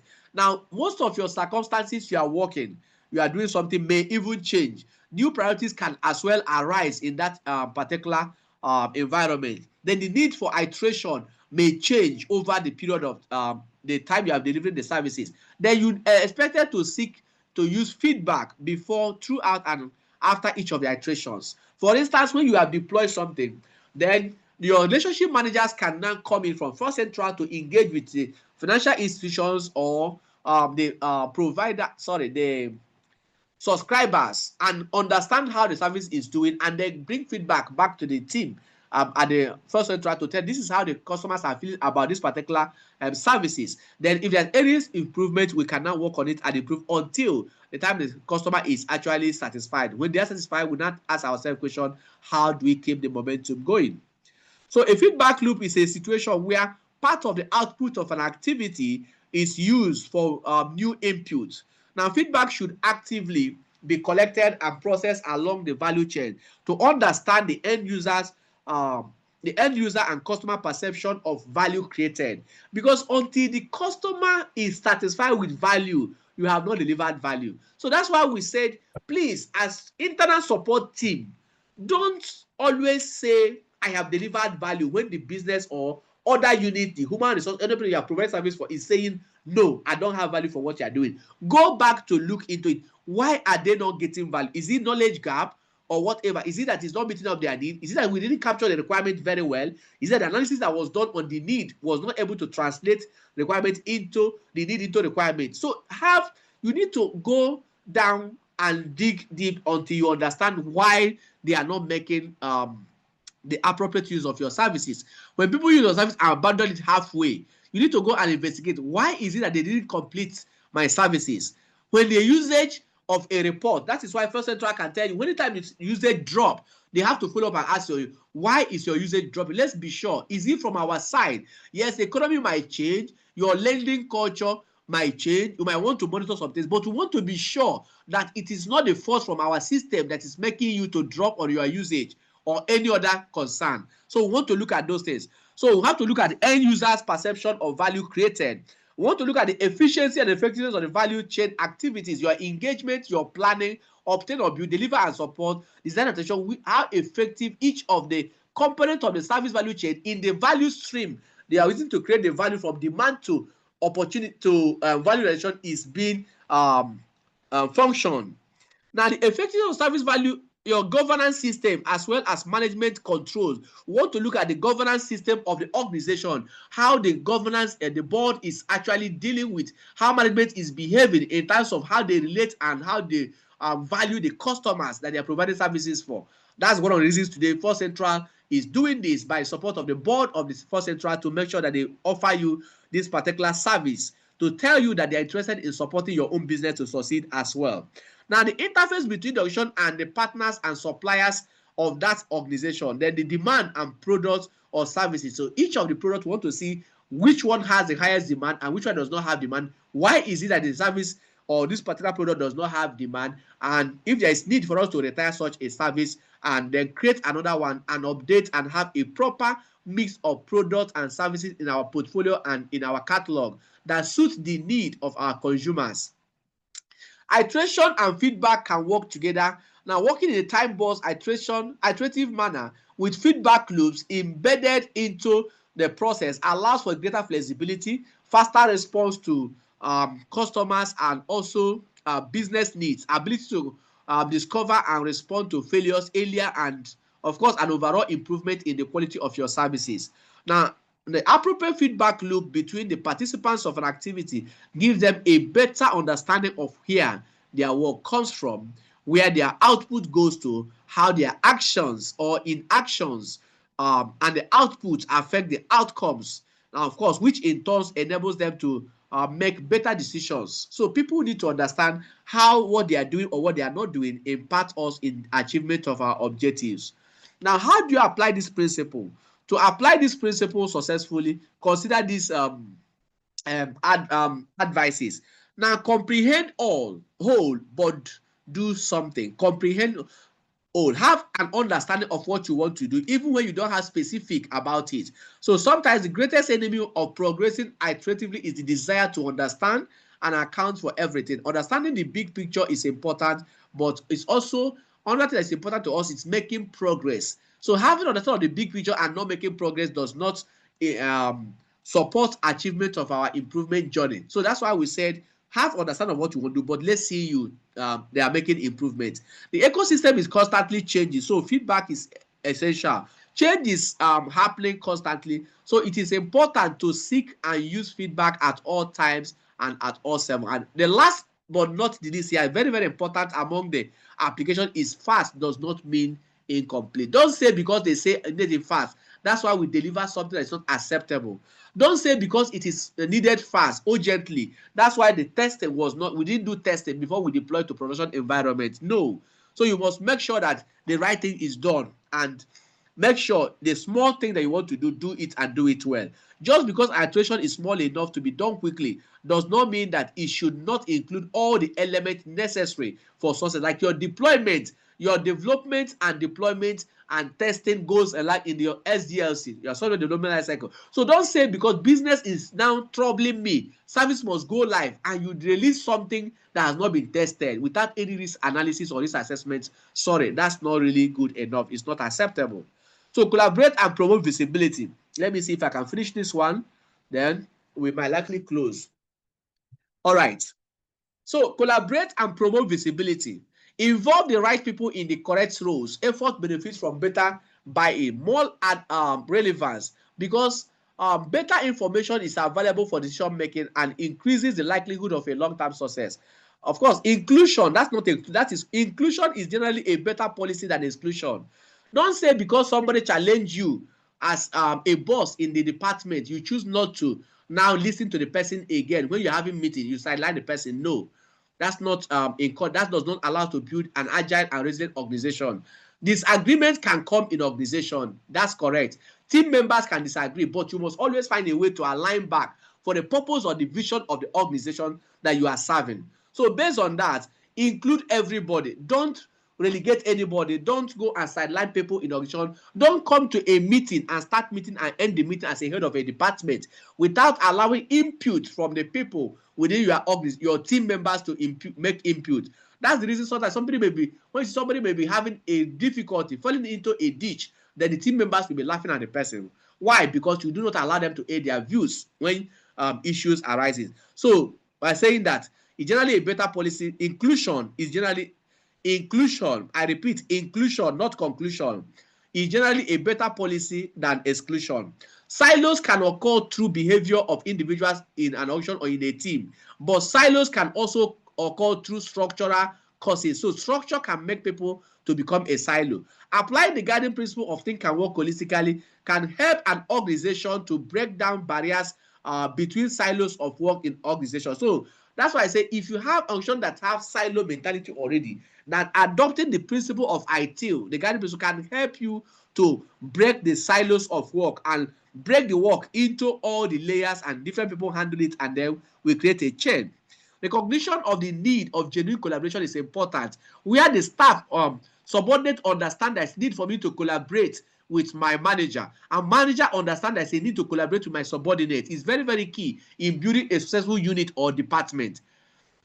That's the truth. So recognize that genuine collaboration. Business collaborating with operation team or development team is very, very important. Customers collaborating with providers of a service. These are all layers of collaboration you can have. So collaboration, you can find collaboration in any aspect of the organization. Now, what are we saying? Why are we talking so much about collaboration? Because we say without effective collaboration, neither your DevOps, neither your Agile, neither your Lean, nor any other service management framework or any framework at all, or method or body of knowledge will deliver the expected value. So collaboration is key to having success. Now, transparency builds trust. Now, working together in a way that leads to real accomplishment requires information understanding and requires trust. You need to trust your manager, you need to trust your subordinates, so that if a manager can delegate a job to you, that you can do it and do it well. And subordinates can also trust the manager that, yes, if I am doing work and make a mistake, I have the backing of my manager to also understand the real way, what I'm supposed to do, and support me until I become a genuine asset to the organization. So, and we need that support in such a way you are not building resources, you are building capabilities. So people who can reason, who when they encounter challenges in organization, they can find a way of doing it. Now, one of my mentors that I cherish so much is Austin Okere, of the founder of CWG. He said something. He said, I did not recruit people because I do not have a problem in the organization. You were recruited to solve a problem. That is the reason why you were recruited. So based on that, we are not saying you won't have any problem. So people should always find a way to think on how to solve a problem when they encounter the problem. So I will create a culture of people who are like this thing we say, the culture of people that can say, okay, in spite of, I was able to achieve this in spite of this. So those are the things that we want to build in the culture of staffs. We don't want people, the staff that come back with excuse, loads of excuse on why a job is not being delivered. Of course, if you're looking for a suite, there's going to be too much excuse to get there. But this kind of staff cannot be built where mistakes are being crucified. So that's the truth. So instead of building a culture of fail safe, we rather create a culture of safe to fail organization. We'll talk more on that when we come to high velocity IT. All right. So people can find a different way of solving a problem when they meet a challenge along the line. So with that, you have the support of your subordinates, you have support of the managers, then we can collaborate, we can move the company forward. So the more people are aware of what is happening and why, okay, am I correct? Okay, so work and its results should be made visible. Hidden agendas should be avoided. Information should be shared to the greatest degree possible. Now, the more people are aware of what is happening, why that is happening, the more they are willing to help. When activities occur behind closed doors, assumptions and rumors can prevail. So resistance to change will often arise as staff members are unaware, and therefore they can speculate about what is changing and how what is changing might impact them. That's the truth. That's the truth. One of the organizations that we're supporting, we got there and there's a culture of capacity building as a matter that everybody must be certified before you are promoted to the next level of your management. So that if that information is not communicated very well, sometimes people will say, oh, this man MD want to sack most of the people. They want to sack people. So somebody called me and say, oh, please, so I want to write this examination. I am old. I say, madam, you are not old. If you are old enough now, when they say you should go home, don't complain that you are old. So if they want to build capacity, then you have to align to that capacity building and make sure we have a culture of learning within the organization. And that's the essence of this class that we are doing here today. Now, who can you collaborate with? So who can we collaborate with? I have a minute to go. All right. Now, who to collaborate with? Now, identify and managing all stakeholder groups is important. Successful collaboration can be sourced within these stakeholder groups. As the name suggests, a stakeholder is anyone who has a stake in the activity of the organization. Another word for stakeholder is called interested party. Interested party is someone who can be affected or perceive themselves to be affected by an action or an activity. Is called an interested party. So, for instance, lenders, one of the financial institution, one of their interested parties is hackers who hack into their accounts because they perceive themselves to be affected by the role of information security within the organizations. So, including the organization itself, the customers and other users, and many others are stakeholders. So, however, the most first and most obvious stakeholder in the value delivery of your services is customer. So some organizations, however, do a poor job of interacting with the customers. That's why I was able to explain to you who a customer is. You might say, oh, First Bank is my customer. The question is, who is the decision maker in that first bank that decide whether this particular report should be generated from FirstCentral or not? So you must manage those people very, very well. So the first and most obvious stakeholder is customers. In the end, however, the right level of collaboration will actually, with customers, will lead to a better outcomes for organizations, for the customers, and for the stakeholders. Other stakeholders involved include developers, who you can collaborate with developers, working with other internal teams to ensure that what is being developed can be operated effectively and efficiently. Of course, collaborating with technical and non-technical operational teams, suppliers collaborating with the organization to define the requirements and brainstorm solutions to customer problems, relationship managers collaborating with service consumers to achieve a comprehensive understanding of service consumers' needs and priorities in order to provide services that meet those needs, and customers collaborating with each other to create a shared understanding of their services. I think that means stakeholders are those people that are directly or indirectly to the business. Fantastic. Anybody that can be affected is a stakeholder, directly or indirectly. Thank you. Yes. So what do you think? Do we close here or should I finish this one? Finish up. Okay. Let me finish these two slides. Now, finish up. No. So communication for improvement. Now, for each stakeholder group, it is important to define the most effective method to use during communication. Now, communication is in the medium. So that's how important something is. We determine whether I should send you a text message, or I should make a call, or I should send a mail, or I should book a meeting to come and meet you one-on-one. And you must understand this and understand how people what people want to see in what you are communicating. Communication starts with listening. Communication does not start with talking.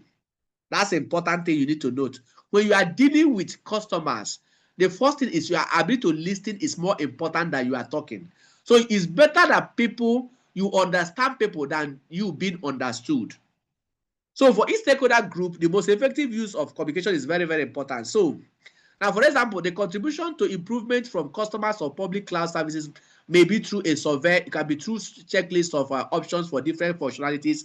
For an internal customer group, the contribution to improvement may come from feedback, so it's via a workshop or collaboration tools on the organization intranet. Some contributors during communication may need to be involved in a detailed level. There are some people that say, okay, I need all the detail of this. Some other person might say, no. So the others can say, I just need to review, involved in a reviewer or approvals process. So I don't need to know all the details or nitty-gritties. Just like somebody going to the board meeting and you are giving all the details of technicality, their board is not interested in your technical, whatever you are talking at that time. They want to transfer everything you are doing to Naira and Kobo. Now, depending on the service and relationship between the service provider and the service consumer, the expectations about the level and type of collaboration can actually vary significantly. Now, increasing urgency through visibility. When stakeholders, whether internal or external, have a poor visibility of the workload and the progress of work that is being made, the impression is that work is not a priority. So people can say, oh, to embark on this change, no, we don't need it. Forget about it. There's no need of that. Let's continue after we're making money. So equally, when staff members attempt business as usual, improvement work may seem to be a low priority. So there's no need because we are making money. Without support of the organization management, insufficient visibility of work leads to poor decision making. To avoid this, organization needs to have an understanding of flow of work in progress, identify the bottlenecks as well as excess capacity, and uncovering waste. It is important to involve and address needs of stakeholders at all levels. All right, how it relates to the stated vision, the mission of the organization, the goal and objective of that organization. Again, determine the type of method and the frequency of such messaging is very, very important. And in one of the major importance activities of the communication plan. So which we do. That's why in implementation of your ISO standard, like ISO 27,000, 20,000, we are at clause 7.1 4, we talk about communication plan. You must create a communication plan on what you can talk on and what you cannot talk on. Some of us remember there was a time one thing that ran in Nigeria. Oh, my God, at the top, my God, at the top. Everybody was blaming the man. The man does not do anything. No, that wasn't the issue. The reality is that based on the communication plan they have, the man was not supposed to speak on those terms. But because of how he couldn't able to express himself, that people think that the man didn't know it. It's not true. So you must understand what to communicate and when to communicate, how to communicate, and with whom to communicate those things. Now, how do you apply the principle? That's where we're stopping. Now, collaboration does not mean consensus. Sometimes people say, oh, because I want everybody to agree on what I am doing, you end up doing something that is not acceptable or not doing something at all. So it is not necessary to form consensus. Some organizations are so concerned with getting consensus that they try to make everyone happy and end up either doing nothing or producing something that does not properly suit anyone's need. And that's why we look at what is called power interest matrix. You must understand the people, the interested parties, to understand how to manage them. But you must not wait until everybody is happy.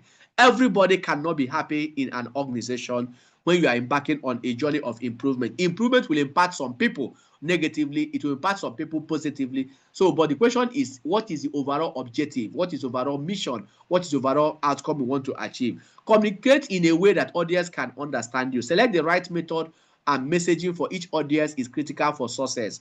Don't go and be sending, like we have construction workers, we are sending email to them and ask them, have you checked your mail? When they are on the site constructing road. So you have to know what messaging, which kind of communication do people, do they need billboard? Do they need email address? Do they need newspapers? What kind of communication this is appropriate for each stakeholder group? And that's one of the duties of project managers as well. So decision can only be made on visible data. Making decision in the absence of data is risky. That is the state of the financial institution prior to 2009, when they were deciding on giving people loan without any data. There may be cost of collecting data. Yes, you pay money to conduct a research on credit bureau site. Organization must balance the cost of this particular data collection against the benefit that the intended usage of the data we give them. All right, so I think we may need to stop there. Tomorrow we continue with the rest. We still have 3 more guiding principles to look at before we move to practices. So we'll try and look at that. And then whatever that left, we can take it up by tomorrow. So wherever we stop, then, because we are all busy people, normally this class is a class that takes 16 hours. So we're trying to manage the time to make sure that we're able to deliver within this stated hour. But if not, it consumes 16 hours complete to cover the entire class before you can be fully ready to write your examinations. For those that want to write the examination, and we can assure you the truth of the matter, we've delivered this course since throughout this year. All the people that have wrote it, no single person have actually failed our examination. You can verify that from people's stats. So that this thing is actually intact till tomorrow as well. All right, so I think we may need to stop here. FirstCentral Credit Bureau team, we may need to stop here to enable you to do other things. So Please, far, so good. Okay. Any question? Okay. Please, a request. My name is Uroko Christian from Kenechukwu Microfinance Bank. That's the second time you are talking again. Kenechukwu Microfinance Bank. Yes, please. The request is on the slide. If you can make it available to us. Okay, we'll work on that. All right. Thank you. All right. Good afternoon, Mr. Paulos. Good afternoon. My name is Mike. Yes, Mike from Green Bond Finance. From Please, where? I would like to Green Bond Finance. Okay. Green Bond Finance. Green Bond Finance. Yes, I'd like to confirm if you have besides this is more like a crash course for those that might be interested in taking the exam. Yes. If there's any form of advisement you can give, further studies you can give, past questions that can prepare them for such. We do. You can contact us for that. We provide such services. Like on Saturday, we have 52 people are writing the examination on Saturday. We are delivering. So we deliver these courses in batches. We deliver wherever you are. We are certified to deliver the examination online, paper-based, any means you want to write. we can deliver your paper-based examination. You can write now, access your result today, immediately, and then your certificate comes out immediately the next day. So any means, you can actually reach out to us for that, for further discussion on that aspect. Yeah. Okay, so maybe in the chat box, if you can put your details, your contact details, that would be helpful. Either today or tomorrow. No problem. Yes. Hello. Yes, please. Yes. Is it the person talking that is making noise? Hello. Yeah, there's a noise somewhere. Please, if you are the one the noise is coming from, you can mute yourself. Hello. Yes. My name is Olayinka from HBA Mega Support. Okay. My name is Olayinka from HBA Mega Support Nigeria Limited, sir. Okay. Are you there? I Yes, would like I'm to here. ask, after the training, are we getting a certificate for the training? FirstCentral is working on that. As far as I'm concerned, FirstCentral is working on that. Because I believe after this impartive training, we should be able to have a certificate for that, for satisfaction. Okay. Okay. Okay, good afternoon. Thank you, sir. Good afternoon. Yeah, my name is Faith from Spectrum Microfinance Bank. I want to, like I did that yesterday, when are we supposed to get the recording for this training? Okay. FirstCentral will get in touch with on this as well. Okay. My name is Patient from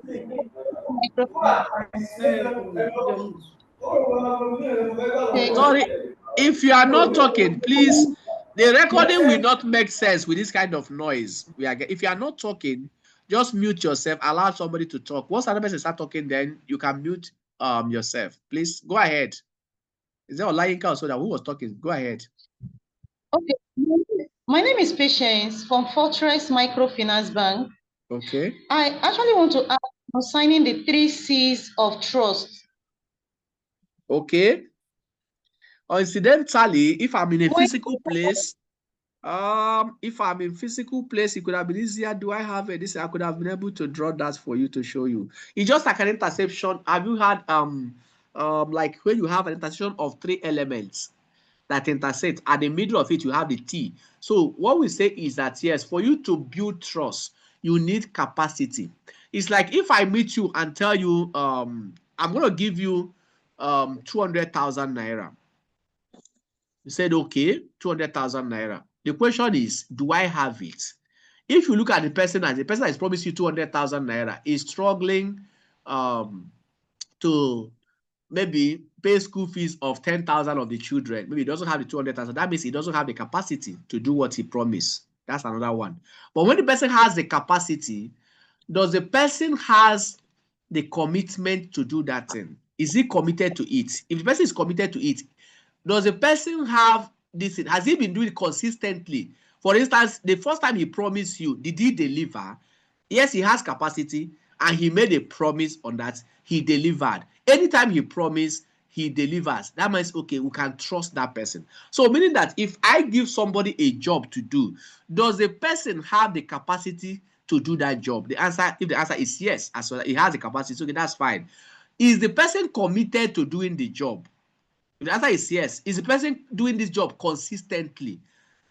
So if that person, you have assigned your subordinate job, he understands this thing, he's committed to the job, and he always delivers on the job when you gave the job to the person. So you don't need to go back and follow up every time before the person. There are some people that you give them job. If you forget, they forget. Until the day you remind, they say, oh, it's true, I forgot. So that's it. So in that regard, you cannot trust that person. Trust is lacking in that person. But when somebody has capacity and he has the consistency, can do his commitment, and he has the commitment to do those things, they will say the trust can be built between the two parties. Is your question answered? Yes, it is. Okay. Thank you, sir. Okay, sir. I have a question. Very clear. So this is Ruth Olateju from Grooming Center. Okay. I asked this question yesterday, but I'm sorry I didn't get a satisfactory answer, and I've been meaning to ask it again.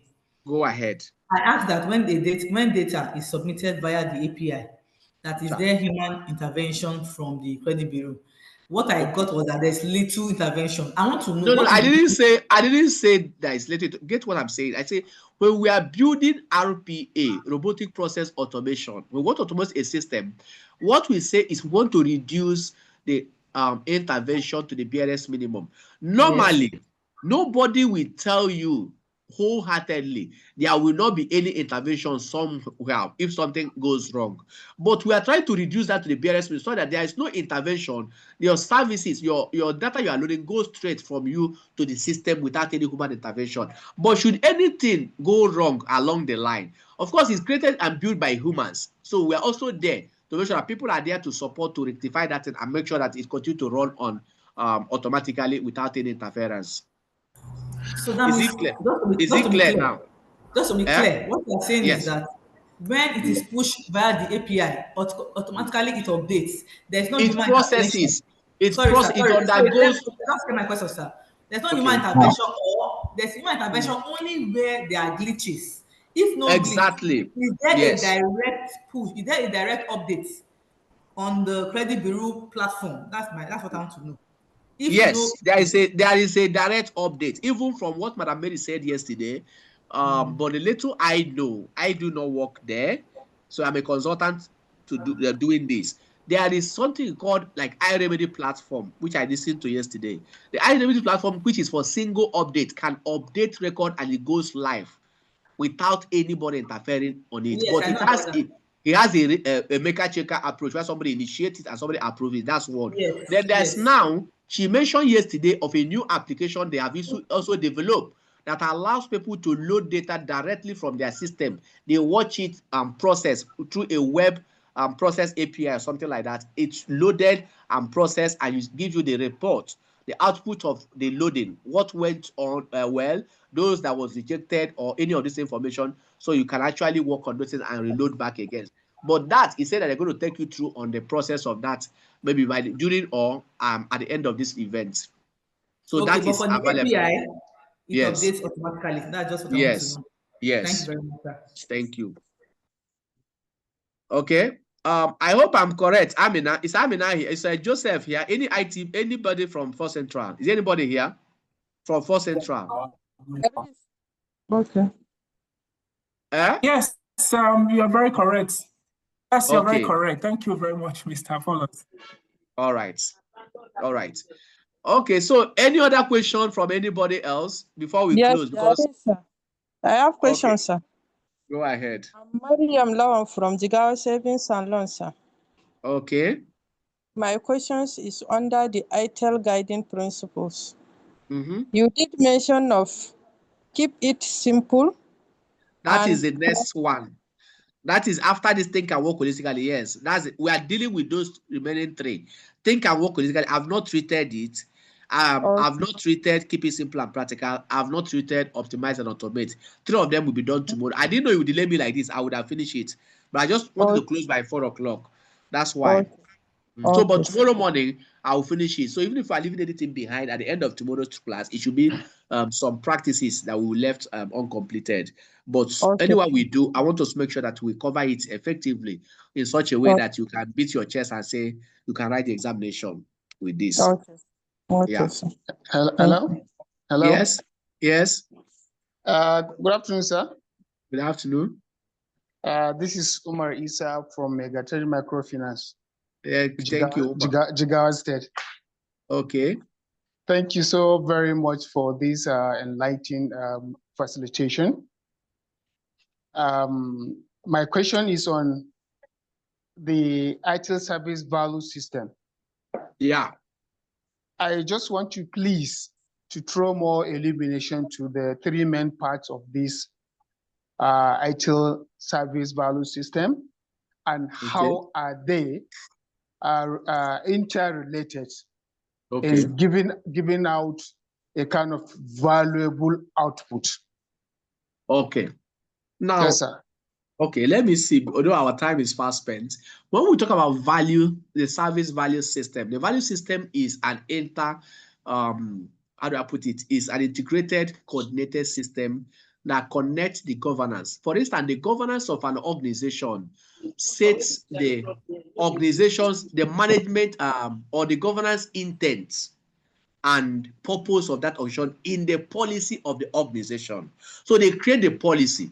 So if, for instance, we want to embark on a journey of improvement, for instance, it will have to be, or want to make use of a partner. It is based on the policy of the organization that we're going to use. So governance is a key thing in that aspect. So with the policy, we guide us on what management or the governance of that organization, the board, the intents of the board will be expressed in the policy of the organization. Then that policy will cascade down to the steering group, who now defines the processes. Are you with me? Are we together? We are. Yes, no. Okay. Thank you. We now create a steering group that states the processes. Now, the processes you are going to use in delivering any activity within the organization has to be clearly stated. This is our process of doing things. Now, the steering group will now cascade it down to operational team. The operational team will create what is called procedures or methods. Method is structural approach you are going to follow in delivering that particular activity. So you notice there are 3 layers I've mentioned to you now. I mentioned the governance, all right? We set the policy. Then the governance aspect now comes to the second layer, which has the steering group. The steering group has to set the processes. Then the processes cascade down to actually the operational. Operational set standard operating procedures, which specify who need to perform those things. Now, these processes is what you are going to use to coordinate all other activities of the organization. So those things are set by governance. So these 3 layers are set by the governance in the service value system. So on how to use, how to create a service, how to deliver the service, how to support the service until the user gets satisfaction, until when the service is retired, they look at that. That is one. Then inside that system right now, we are not saying that one of the areas is we want to make sure there is a standard process of making decisions in organization. So okay, let's adopt a guiding principle. So in deciding from governance, now coming to the second middle layer of steering group and coming down to the operations level, can adopt that particular guidance so that the decision they are making should be universal across the organization. So any other person can pick it and come to the same result. So that is why we need the guiding principles to guide our decision within the organization. Then we now come to the actual doing of the work.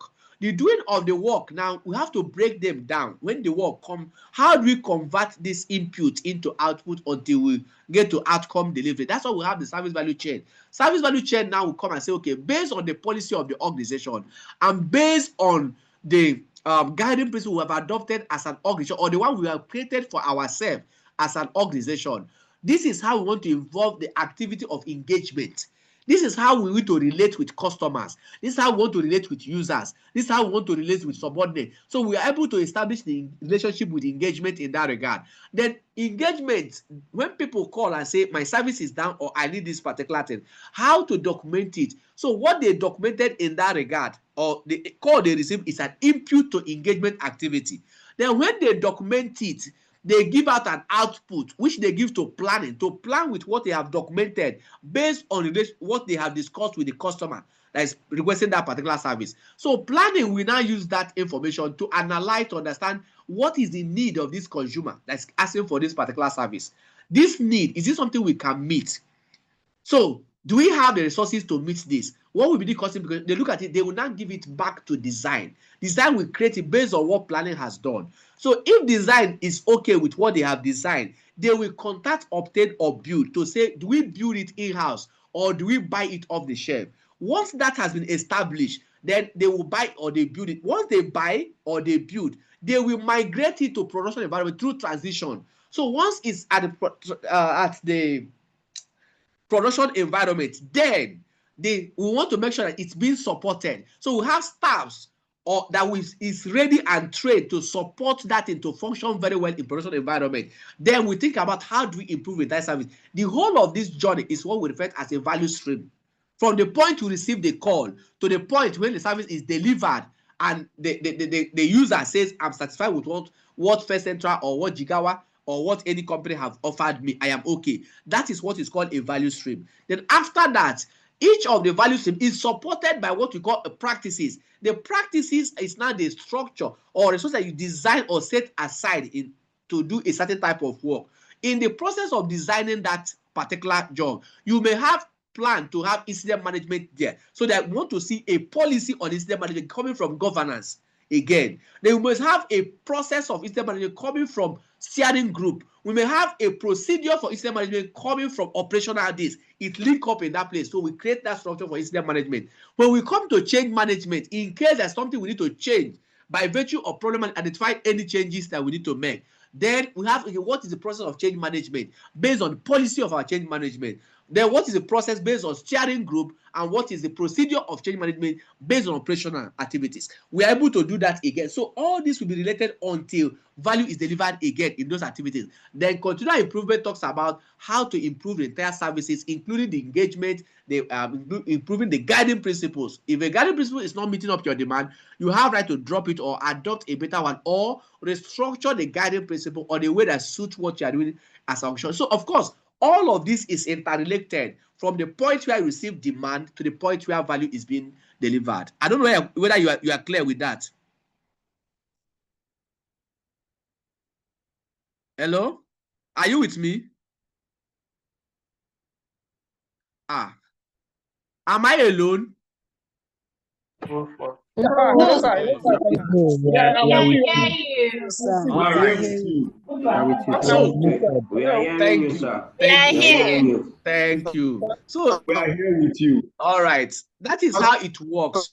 So, of course. Hello? Your network is not good. Your network is not good. Okay? So another person, because we may need to close now, before FirstCentral chase me out of their room.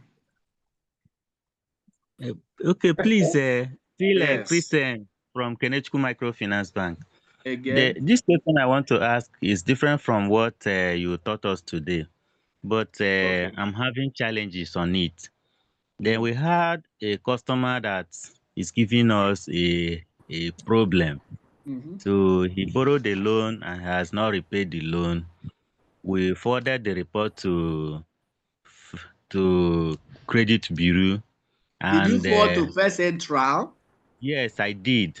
Okay. I forwarded the report, then requesting that the customer should be blacklisted. And up to now, I've not had any response as regards to that. Okay. And the question is, in the prudential guideline provided by CBN, are the credit bureaus, do they have the right to blacklist a customer, or they have the right to set the distance based on classify the customer appropriately based on the status of the payment of that customer? So that's what you need to find out. So if they don't have right to blacklist somebody, they won't be able to blacklist somebody, but they have to mark the person, maybe whether it's lost or whatever. I don't know that. I know there's a record there. I know there are different classification that they can classify the person. So mark the person. So anybody that sees it, like the learning institution themselves will look at it and say, oh, if I see this kind of classification on this customer, I cannot give this person a loan. That's what they are supposed to do. But in terms of blacklisting, I am not sure if that is actually contained in the prudential guideline or in the the arts, the credit bureau arts. Okay. So again, that's what I mean, that we also need to be very careful to make sure that whatever we are doing now as an organization, because this is also an organization, the Credit Bureau Association is an organization. So they are guided by policies, so which is set by the CBN. So whatever they are doing is in line with what CBN have mandated. If not, they can also enter into trouble by doing something that is contrary to what the policy says they should do. Are you with me? Yes, sir. Yes, sir. Okay. All right. Okay, thank you. I will make further inquiry on that. Thank you. Thank you. Thank you. All right. So, anybody from FirstCentral, I think we might be closing right now.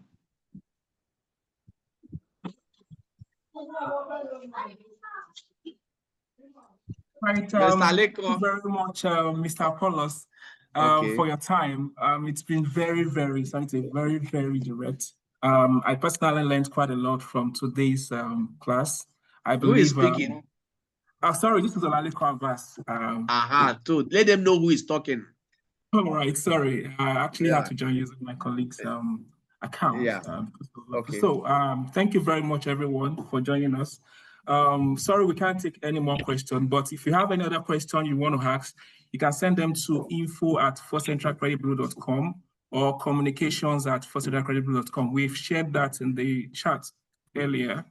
And also, if you check the chat, we've also requested that if you're interested in having your certification of participation, you can also send an email to us requesting for it. Tomorrow we'll continue with this. Mr. Apollos, I believe we'll round this up tomorrow. We will try. Yes. Right. Thank you very much. Thank you very much all for participating. Thank you. See you tomorrow. All right.